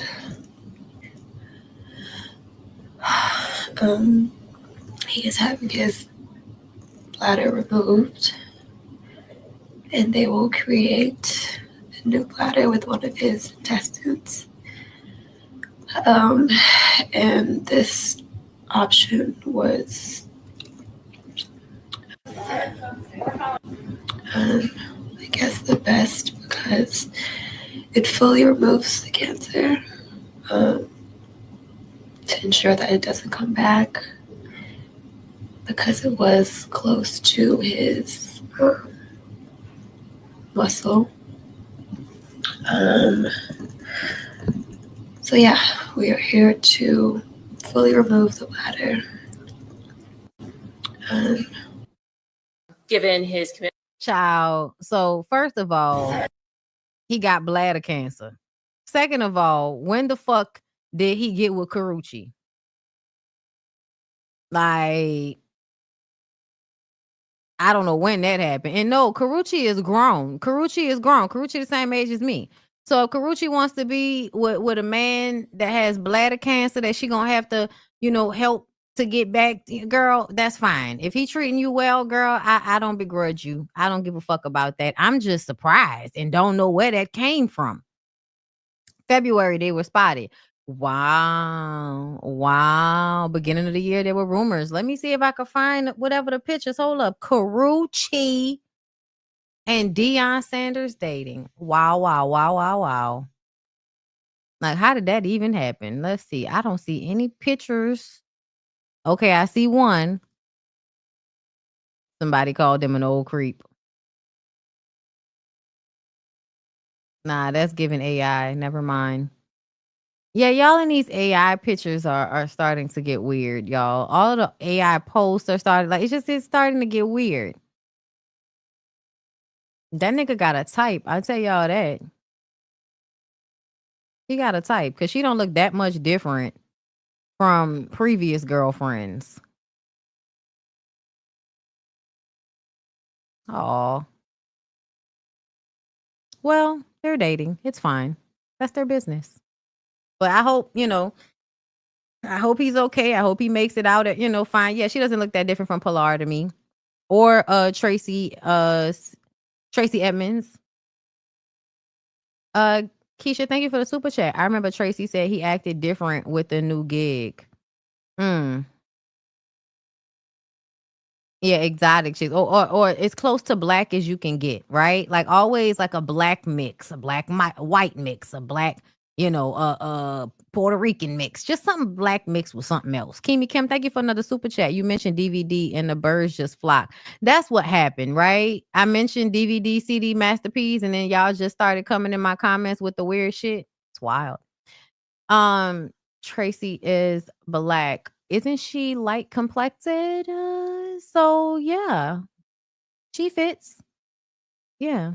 Like racially ambiguous doesn't mean you're not black. It means that it's not that obvious that you're just black. It doesn't mean that you're not black. But yeah, I feel like they all kind of look alike in the same vein. Let's move on. So this was very interesting to me, and I just wanted to talk about this. It sucks to go to jail, and it sucks to go through the stuff that goes down in jail. That on people. But I'm not having no sympathy for nothing, because the last thing that happened to us, the way you crossed me, it'll never happen again. Never. What are you talking about? It'll never happen again. You're never gonna. What do you mean? What do you mean? What happened? His mama y'all mamas like her.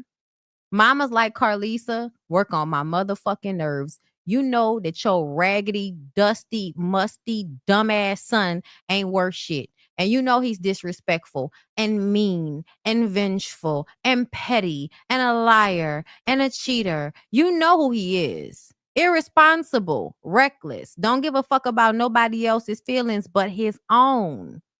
He don't like you, so that's why he don't like none of the women he lay down with. And you gonna sit up here and act like you don't know what the fuck that girl talk. You don't know what Stewie talking about. You know what the fuck Stewie talking about.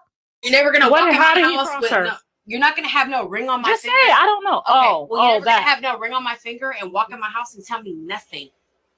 You're not gonna walk in my house with nobody and tell me nothing. You talking about when he said? You talking about when he said let her in or not? Choose wisely. That's all I'm saying. And I want y'all to say if y'all believe her or not. When John get home, if he said, "Oh, I want to be with you. I want to hang out with you," you gonna say no? She's not gonna say. I think that we should just meet at the park or BJ's or something. Like, I don't. Oh, you for real? You done with my son? That's my kids. You got me. Are you okay? She should have been done with that nigga. What? Fucked up. You have some respect and have some loyalty. Have some boundaries. Straight up. It sucks to go to jail. It sucks to go. I have no dealing with him. That is not my friend. He's just a baby dad. That's not even my friend. I have no loyalty to him. No respect. He blew. Are you upset by that? That's who you raised. Are you upset because that lady not fucking with him no more? Are you okay? But you still love him. No. Oh. I don't want him to, go bad or go down or nothing, but No. So I mean, are you in support of his career and everything that he does? What career? I don't think I have a place for that. He's in jail. That's just it. I have no. I like her answer. I don't have a place for that. Oh, dealing with him. That is not my friend. He's not even. It's over. Why is it so hard for you to understand that somebody could be tired of dealing with your raggedy ass, mangy ass son who's in jail looking like, oh my God, what in the fuck? Like, I'm proud of Stewie. Good for you, girl. Somebody got to age out of that crackhead shit that y'all had going on over there. No, I think so too. I've already told y'all I feel like Carlisa has some type of, maybe covert incestuous relationship with her sons. Talking about, you spend too much time talking about their dicks and all of this type of stuff. These hoes is weird. These hoes is weird, man. And I don't like it. It feels like you might have done shit with your kid and had somewhat of a weird relationship with him, which is why you're always entangling yourself in his relationships and shit. Like Mama D. Like, it is mad, incestuous, bullshit going on. Like, girl, what is wrong with you? Go find something else to do. Y'all hoes need hobbies or something. The fuck? Ew. Ugh. What else is going on? What else is going on? Okay, so the Masika and Brittany Renner situation kept going. Masika said, I dropped out of college. I don't read essays, bitch. I'm rich. About to break your thumbs. I think I read that one. I think I read that one. And then I read, I think I read this one. Wait, let me make sure.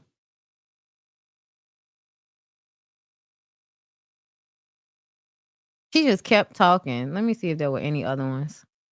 But I stand on what the fuck I said. Like, I stand on what I said about Masika. Like, you really just wanted attention. There was no reason for you to pop out and say anything like in a way that was adding somebody. Like, girl, please fucking stop. Like, ew. Yeah, I think that was it. I wanted to make sure because I thought I had saw something else. But I did, y'all. I'm glad I came over here because we could talk about this right quick. Is this it? Y'all. King's Court. I honestly think Tyson's wrong. I don't think he's ready to find his love. Oh my God. What is all these? The list is long. I'm not talking about like a little 1, 2, 3. It's like 8 people deep. Tanisha is a professional matchmaker. I'm confident that I found a match for Thaddeus, Carlos, and Tyson. What's your success rate? 86%. I really think it's me and you. It was also Jennifer for me. There's going to be some drama. So I'm going to just tell y'all, all in all, I watched, the show was just on. So I watched like 30 minutes of maybe the last episode or something like that came out. Whatever came on after Real Housewives of Atlanta. And it's already been on Peacock. And I refused to watch it when I saw it because I don't like dating shows centered around men.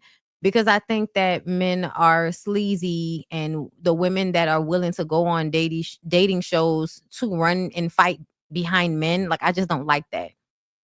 I think that women should hold themselves to a higher esteem than that.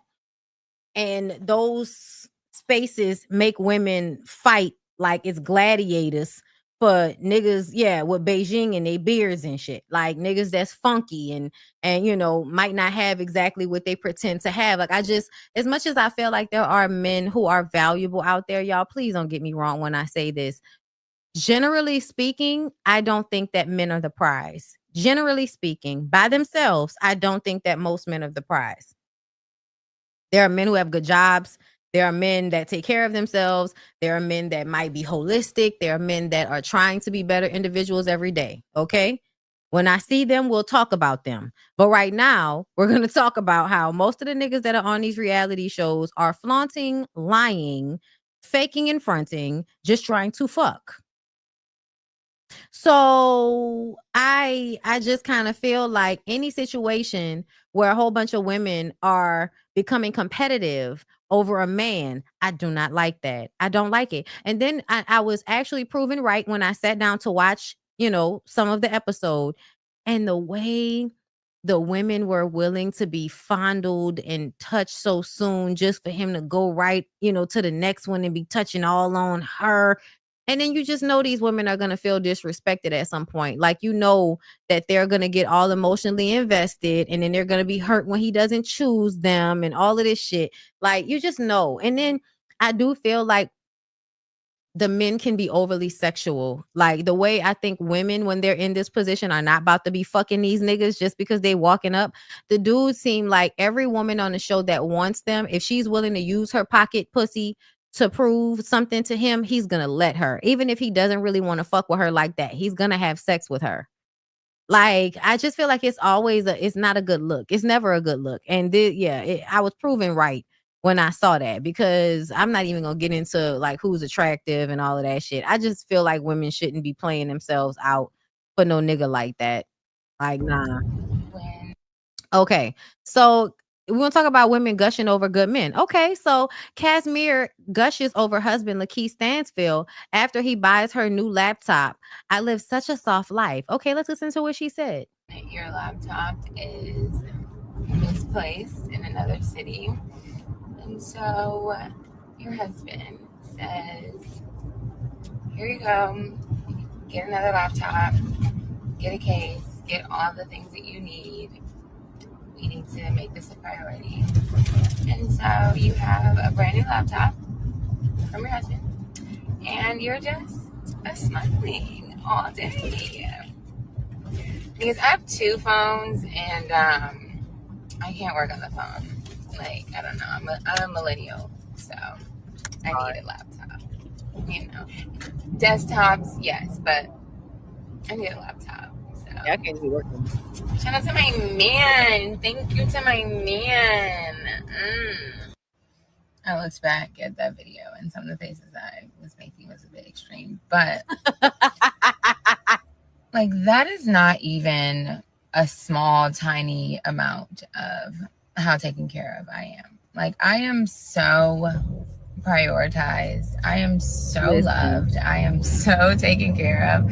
I live such a soft life. I have like very little stress.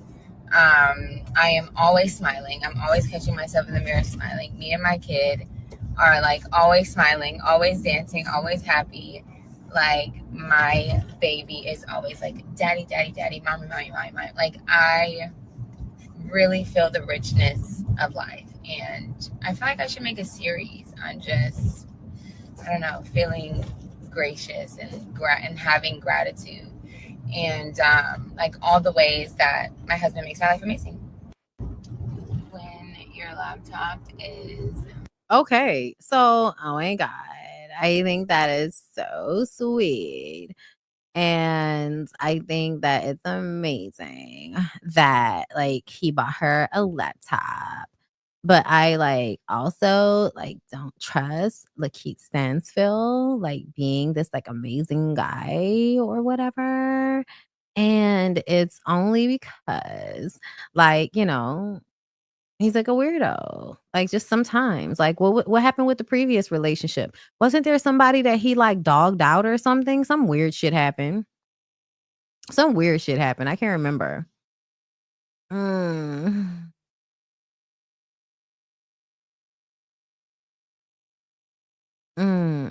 Okay, let me see. Okay.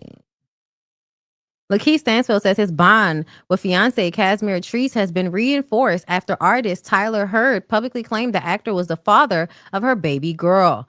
Back to work, the actor captioned a black and white Instagram image of himself standing next to a horse on Monday. Love the holidays and spending time with family, some really great moments with loved ones, beautiful time with my fiance, and the reinforcement of our bond in the midst of any kind of climate. Stansfield 31 added that love is a trip because it can inspire really massive, beautiful feelings of connectedness, but can also inspire pain and anger. So time to place focus back on the craft at hand. Let God guide. Cheers to a fire new year, he concluded. The Get Out actor's cryptic message comes just 2 days after Hurd, 24, shared that he had fathered her infant daughter, Apollo Stanfield. Decided to leave being someone's secret family in 2022. Meet Apollo Stanfield. Oh, wow. So it seems as if you were cheating on the fiance with the secret family.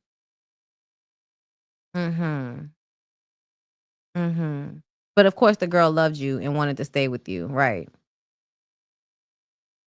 She said, what I'm upset about is that he made more time to spend with this woman than he spent with Apollo her whole life and has been actively ignoring me when I'm trying to figure things out for our child. Those clips of him and her together are all I have in general because he barely sees her. So yeah, it's given like, you know, you be perfect to one woman and then you dog another one out. And so when that happens, first of all, I feel like, you know, and I don't want to rain on homegirls parade, right? I don't want to rain on homegirls parade. But it feels like she was saying this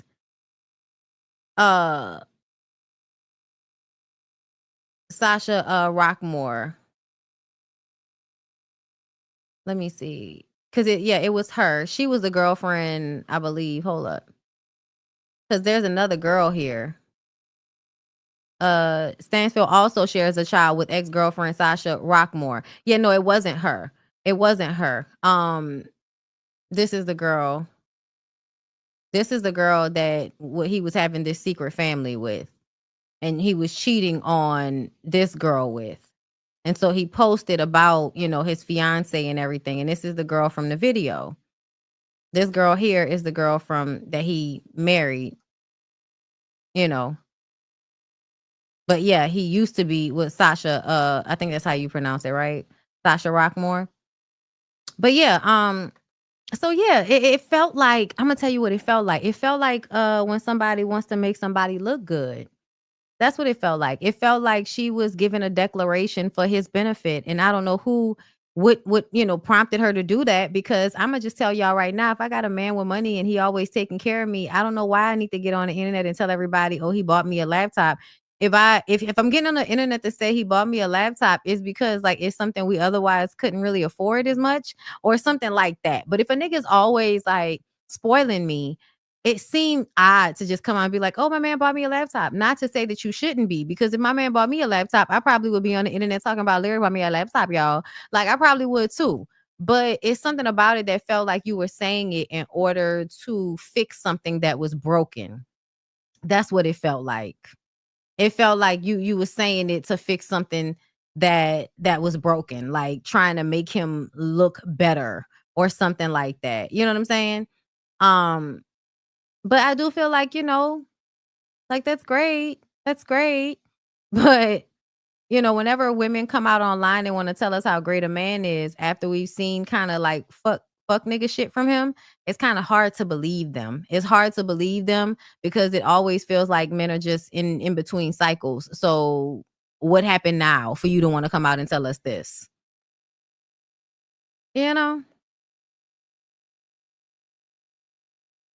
Now the nigga had a baby on you and then bought you a laptop. Y'all are so stupid. Oh my God. No. It's a lot, y'all. It's a lot. Let me see. What else? Oh yeah, let's talk about this. What was the beef originally? Oh, the beef. I did not know that Tyrese and Omar Gooden had beef, but apparently they did, y'all. I'm gonna let Omar tell y'all the story. The beef itself, I don't want to go into it too much, but I will. So this wanted me to go to... No. The thing is, this is the beef of two young... He's coming from being a singer, and he's got his own career as a singer. I'm coming from being a TV guy. I have my own career as a TV guy. But we both want to make it as movie stars. Everybody wants to be a... Rappers have all the money in the world, but they want to be in a movie. You know what I mean? So at this time, John was like, okay, Tupac's dead. He chooses Tyrese. I don't know how that process came about, but that's what happened. That was his guy already. He didn't have, I don't know what he did. But you know why? The overly emotional, bald-headed nigga. That's why. Then he calls me and says, I need a strong actor around this dude because this is his first movie. What was the beef originally? Oh, the beef. The beef itself, I don't want to go into it too much, but I will. So this wanted me to go, because like men, I give him his props. He said, I want you to come to my house. And I said, no, come to mine. And he showed up at my house and it looked just like this. And he walked in and was like, is there somewhere we can go by ourselves? But I saw the way he said it. I said, yeah, there's somewhere. Let's go, follow me. And he got in the car and we drove to what we call Rattlesnake Park in Northridge. And he gets everything off his chest. And look, I'm trying to get this part. I'm trying to boom, boom, boom, boom. I want this shit to be real. I'm saying, yeah, all right. But this is what the boom, boom, boom, boom, boom, boom. Yeah, so what? All right. Sounds like a lot of aggression for no fucking reason. He walks off and I walk off. And then we make that movie. We don't go buddy. All right, we good, right? That shit's cool. No. We just make the movie. I don't even know if there's beef, honestly.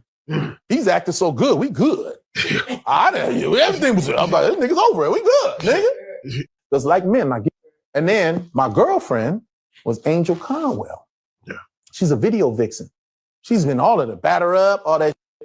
She's been in all type of videos. You got to know Angel Conwell. Like, she played his girlfriend in a movie, too. If there's a video going on, they put her in it. Thanks. Movie's over, been over, reshoots is over, everything is over. I get a call from my girlfriend. Hey, where you at? At the crib, what's up? Oh, so you ain't at the video shoot? What video shoot? The Baby Boy movie video shoot? What you talking about? They're doing a video. Nigga, I'm the video girl. All my girls is like, we at the video, bitch, where you at? I said, get the out of here. They're shooting a video. Shooting a video. I said, well, what's it called? It's called Baby Boy. You just a baby boy. Look at the video.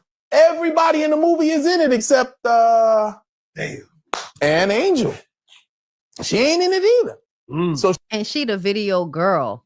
So why the fuck would y'all not call the video girl to be in the video? It's because y'all knew that she was with him and y'all didn't want him to be in there because Tyrese is the singer. So this is something that's for Tyrese. And so John does the snake shit of not telling him either because he should have been there. she called. I said, damn, so where they at in there? And then my girlfriend was Angel Conwell. Yeah.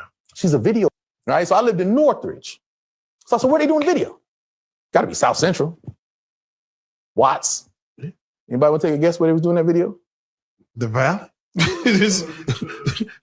Northridge. Oh, right there. Oh. Not just in the Valley. They was at Northridge Park doing the video for Baby Boy. I'm in the bed chilling like they're doing this.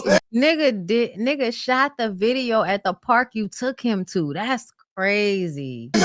Outside, basically. And I pulled up and I said, let's go. Where we going, nigga? Get in the car. And we rolled up. 4, 5, nigga, we pulled up just like a movie in a movie. I pulled up, I had the Bronco, the OJ Bronco, Eddie Bauer edition with the 20s in the back. And boom, boom, boom, boom. I pull up in the middle, hop out, shit, whole shit stop. They ain't like the court saying it. Oh, I mean, like outside there. Everybody's outside. It's a park, nigga. They, oh. And I'm walking out looking at everybody. They look just like everybody. Y'all looking at me like that. Right? So I lived in Northridge. So I said, where they doing video? Got to be South Central. And I walk straight to the middle of that shit. And John Singleton walks over first. Hey, what's up, bro? Yeah, what's up, nigga? Tyrese, what's up, bro? I said, yeah, where's Snoop? Oh, he in his trailer. I go to Snoop. What's up, man? What up, guys? Want to smoke? We smoke. Whoa, whoa, whoa, whoa. I get over it. I kind of get it out with him. He's like, yeah, nigga, you sweat that shit. Yeah, whatever, nigga. All right, man, I'm out. And I started walking out. And then Tan went pulled up. Hey, get in the video. Throw this on. No, out of here, nigga. I'm not getting the video. That's not the point. I done came. I see you. And y'all. What's worse is if I go get in the video and then they cut me out. Yeah. Woo! It'd have been TMZ before they had TMZ, nigga. Shit. It'd have been World Star before World Star, nigga. Shit. So I'm like, y'all made y'all point, and then proof is in the pudding. Is that a lie? Do the footage. Why the f*** else was I in the video? Yeah. And that's when I went, oh, like that? All right. Now, again, let God handle it. What I'm gonna do? Fight that because I went in the video? And I walk straight to the. And in all honesty, it was mad disrespectful. It was mad disrespectful. Tyrese can't even share the spotlight. Northridge. He can't. Yo, I feel like he has been being the baby boy character his entire life. That's why John wanted him to do the role, because he probably met him and was like, nigga, you are baby boy. You are baby boy. All right, y'all, let's get to Umar stupid ass. Dr. Umar has access to no money right now because my personal account contains all of my money. I only send it to Apple Pay and PayPal as necessary. So the Prince of Pan-Africanism, for the first time in my life. I cannot stand the way he grandizes himself, self-aggrandizes. I can't stand that shit. Is without any digital currency. So for my loyal supporters out there, if you can spare a few dollars so I can take care of Queen Mother Ifa Tunde and myself until my bank account is frozen or canceled so I can get my money back and open up a new account, please hit my Apple Pay or hit my PayPal. My personal PayPal account. Nigga said, spent 10 years in bank management. This smells like he's under investigation for fraud and the walls are closing in. Sounds like panic. Prince of Panhandling. Account is Umar the Psychologist at yahoo.com. So that's PayPal.me/. To me, this is low-key like y'all finding out that Kevin Samuels was broke when he died under that fat Latino girl. And it's no disrespect, but it's just you finding out that's what I be talking about, right? So the way y'all be trying to hem me up because I say certain things, well, you said this, da-da-da-da-da, you got a cell phone, da-da-da-da-da. But guess what, bitch? I do walk how I talk. Like my life is a reflection of where I'm at right now. Like, okay. So I'm not pump faking with nobody out here. Okay. If I said I ain't got it, bitch. Okay. To me, this is a signifier that people don't walk how they talk.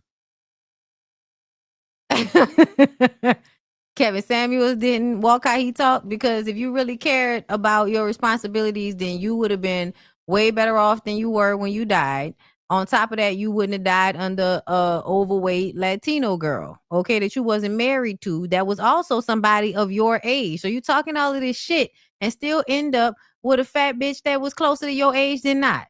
Telling all of the men to get with skinny 25-year-olds and shit. Okay? So when he died like that, I was like, this should let y'all know that niggas was grifting. And they get off on the misogyny and the hate. But it's a grift. They don't mean nothing that they say. And there's so many of you niggas out here taking that shit personal. Okay?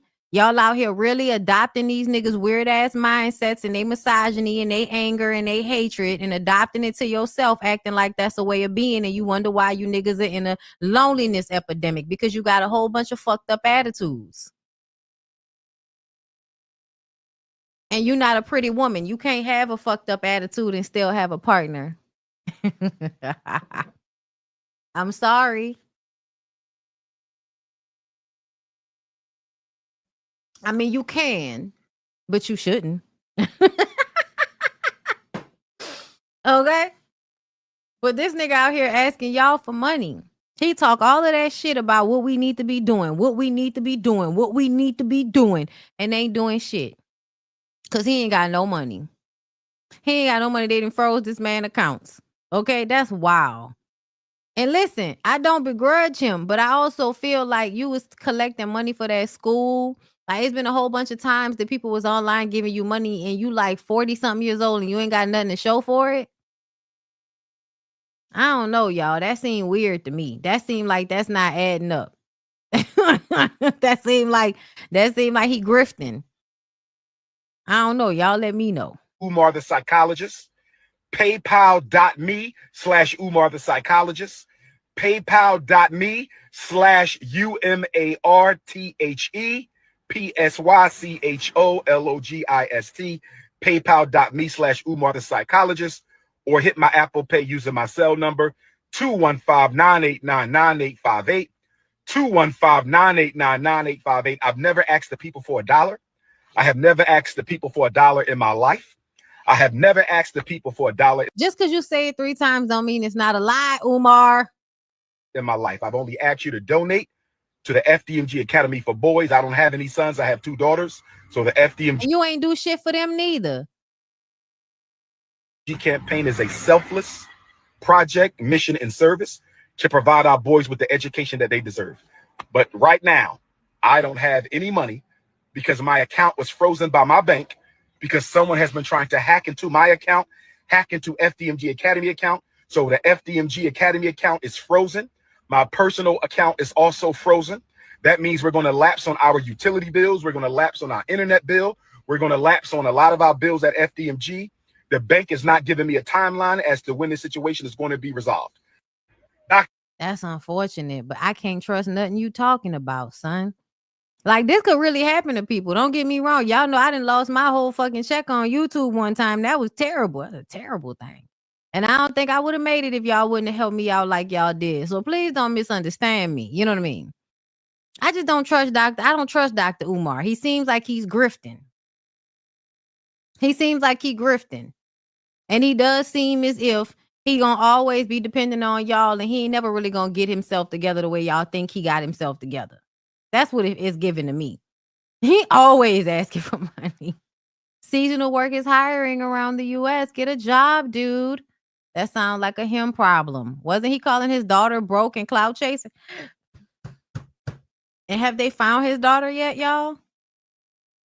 Is his daughter like, back cool? Y'all let me know, because I know for a minute they didn't know if she was okay, but I haven't seen any posts about it since. Child, that's sad. Dr. Umar ain't got no money. All right, y'all. The fact that a Black woman has a case in the Supreme Court is a big deal. So September 29th, my case will be before the 9 justices alone as they review whether or not to grant my writ of certiorari, which is that means that they will allow me to come into the court and present my case to the 9 justices. So just to give you some perspective, 1% or 2% of all cases make it to the hearing. right? So the fact that I, as a pro se, which means I'm doing this by myself without an attorney, litigant, have made it as far as the conference. At this point, most petitions are like, okay, get that out of here. We're not interested. So the fact that they asked me for more information and it is actually going in a closed door conference room with just the 9 justices to say, now what should we do about this Nikki Gilbert Daniels thing? And hopefully 4 of them or more say, we need to allow her to have due process. We need to allow her to present her evidence. We need to help her establish precedent where underfunded creatives do have a chance.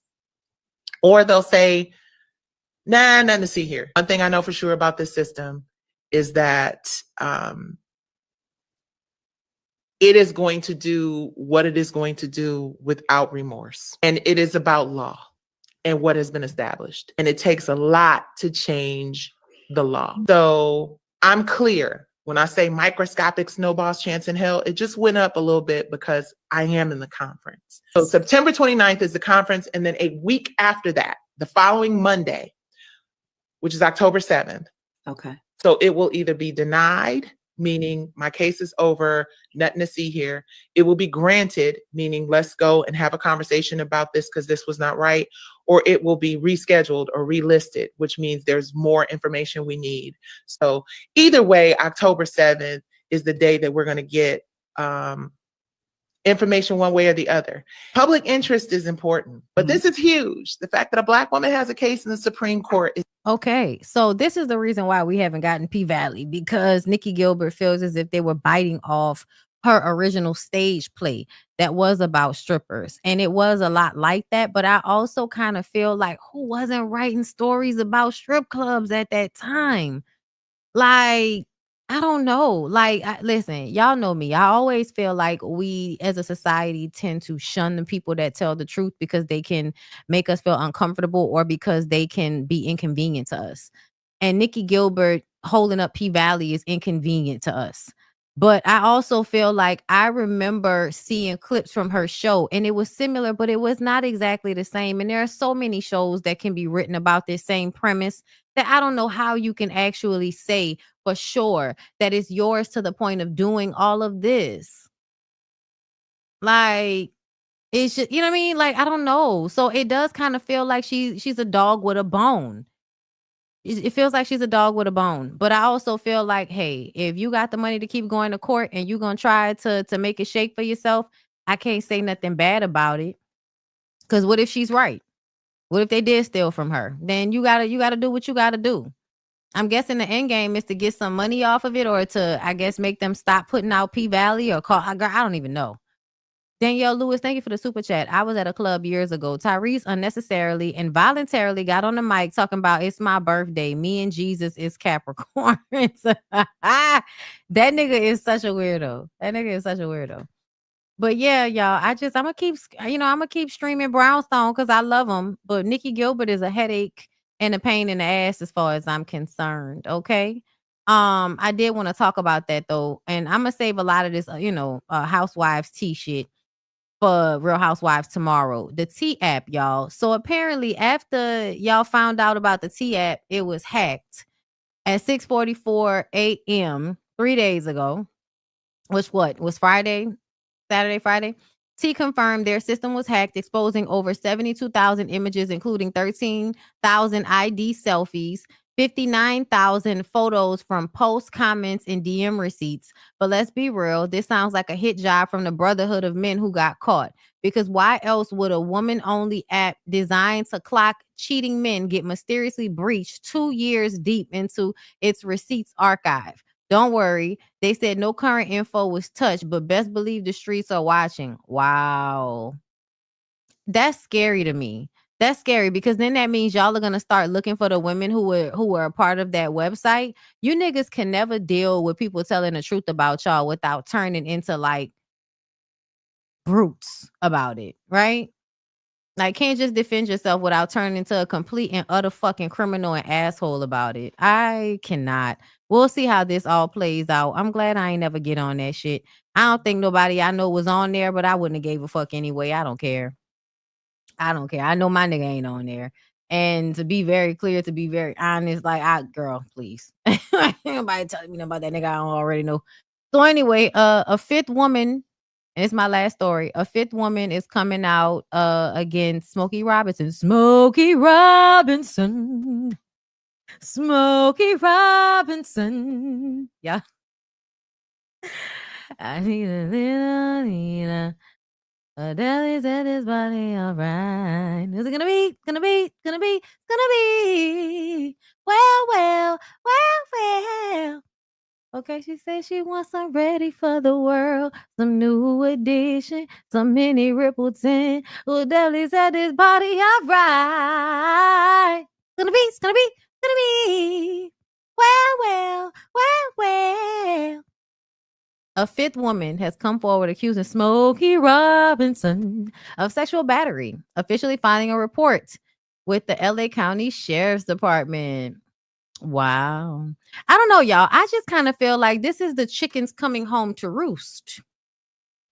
Smokey Robinson. Because Smokey Robinson seems like the type of creep that would have thought he was going to get away with it forever because he was pretty and famous. You know, I'm pretty. I got green eyes, bitch. Let me assault you. Okay, let's see what it says. TMZ. Ain't got no T on me. This whole thing, she TMZ. A fifth woman accusing Smokey Robinson of sexual battery has officially come forward to file a police report. Law enforcement sources tell us that the woman spoke with a deputy last Wednesday at the Los Angeles County Sheriff's Department Malibu Lost Hills Station, where she formally reported her allegations against the Motown singer. We're told all 5 accusers have filed reports with LSD. Right? Yeah, LSD. As we first reported, Robinson became the subject of criminal investigation by the Department's Special Victims Bureau. Y'all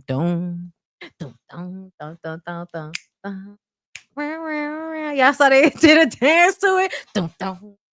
I was outdone. Niggas make up dances to anything. Anyway, and then I saw my girls singing. Did y'all see the girls singing? I'm gonna find them and play them. That shit was hilarious. Hold up. Bitch, hold up. Doom doom doom doom doom doom. Doom doom doom doom. No, bitch, just give me a SVU search. Thank you. Hold up, I'm about to pull this shit up because I know it's in here somewhere. When I searched for it yesterday, it was right there. Ugh. I hate when I don't save stuff. And I can't run it back for y'all the way I want to. But y'all ain't see the girls? Let me see. Hashtag SU. Doom doom. Sorry, y'all. Y'all know I'm a weirdo. Whatever.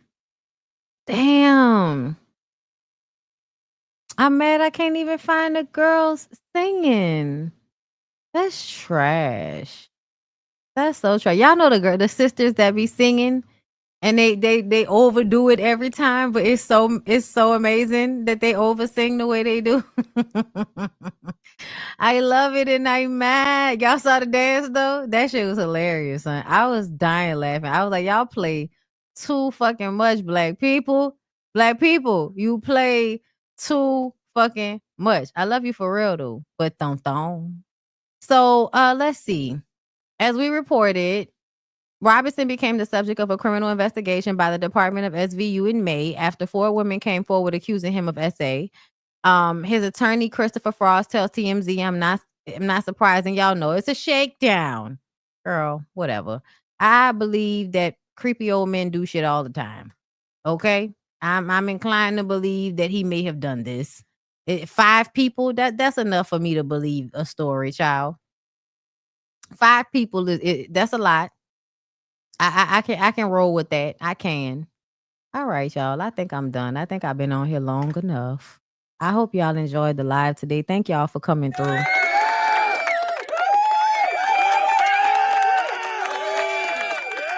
I did my best. If I curse some of y'all out, y'all feelings was hurt, y'all'll be all right. All right.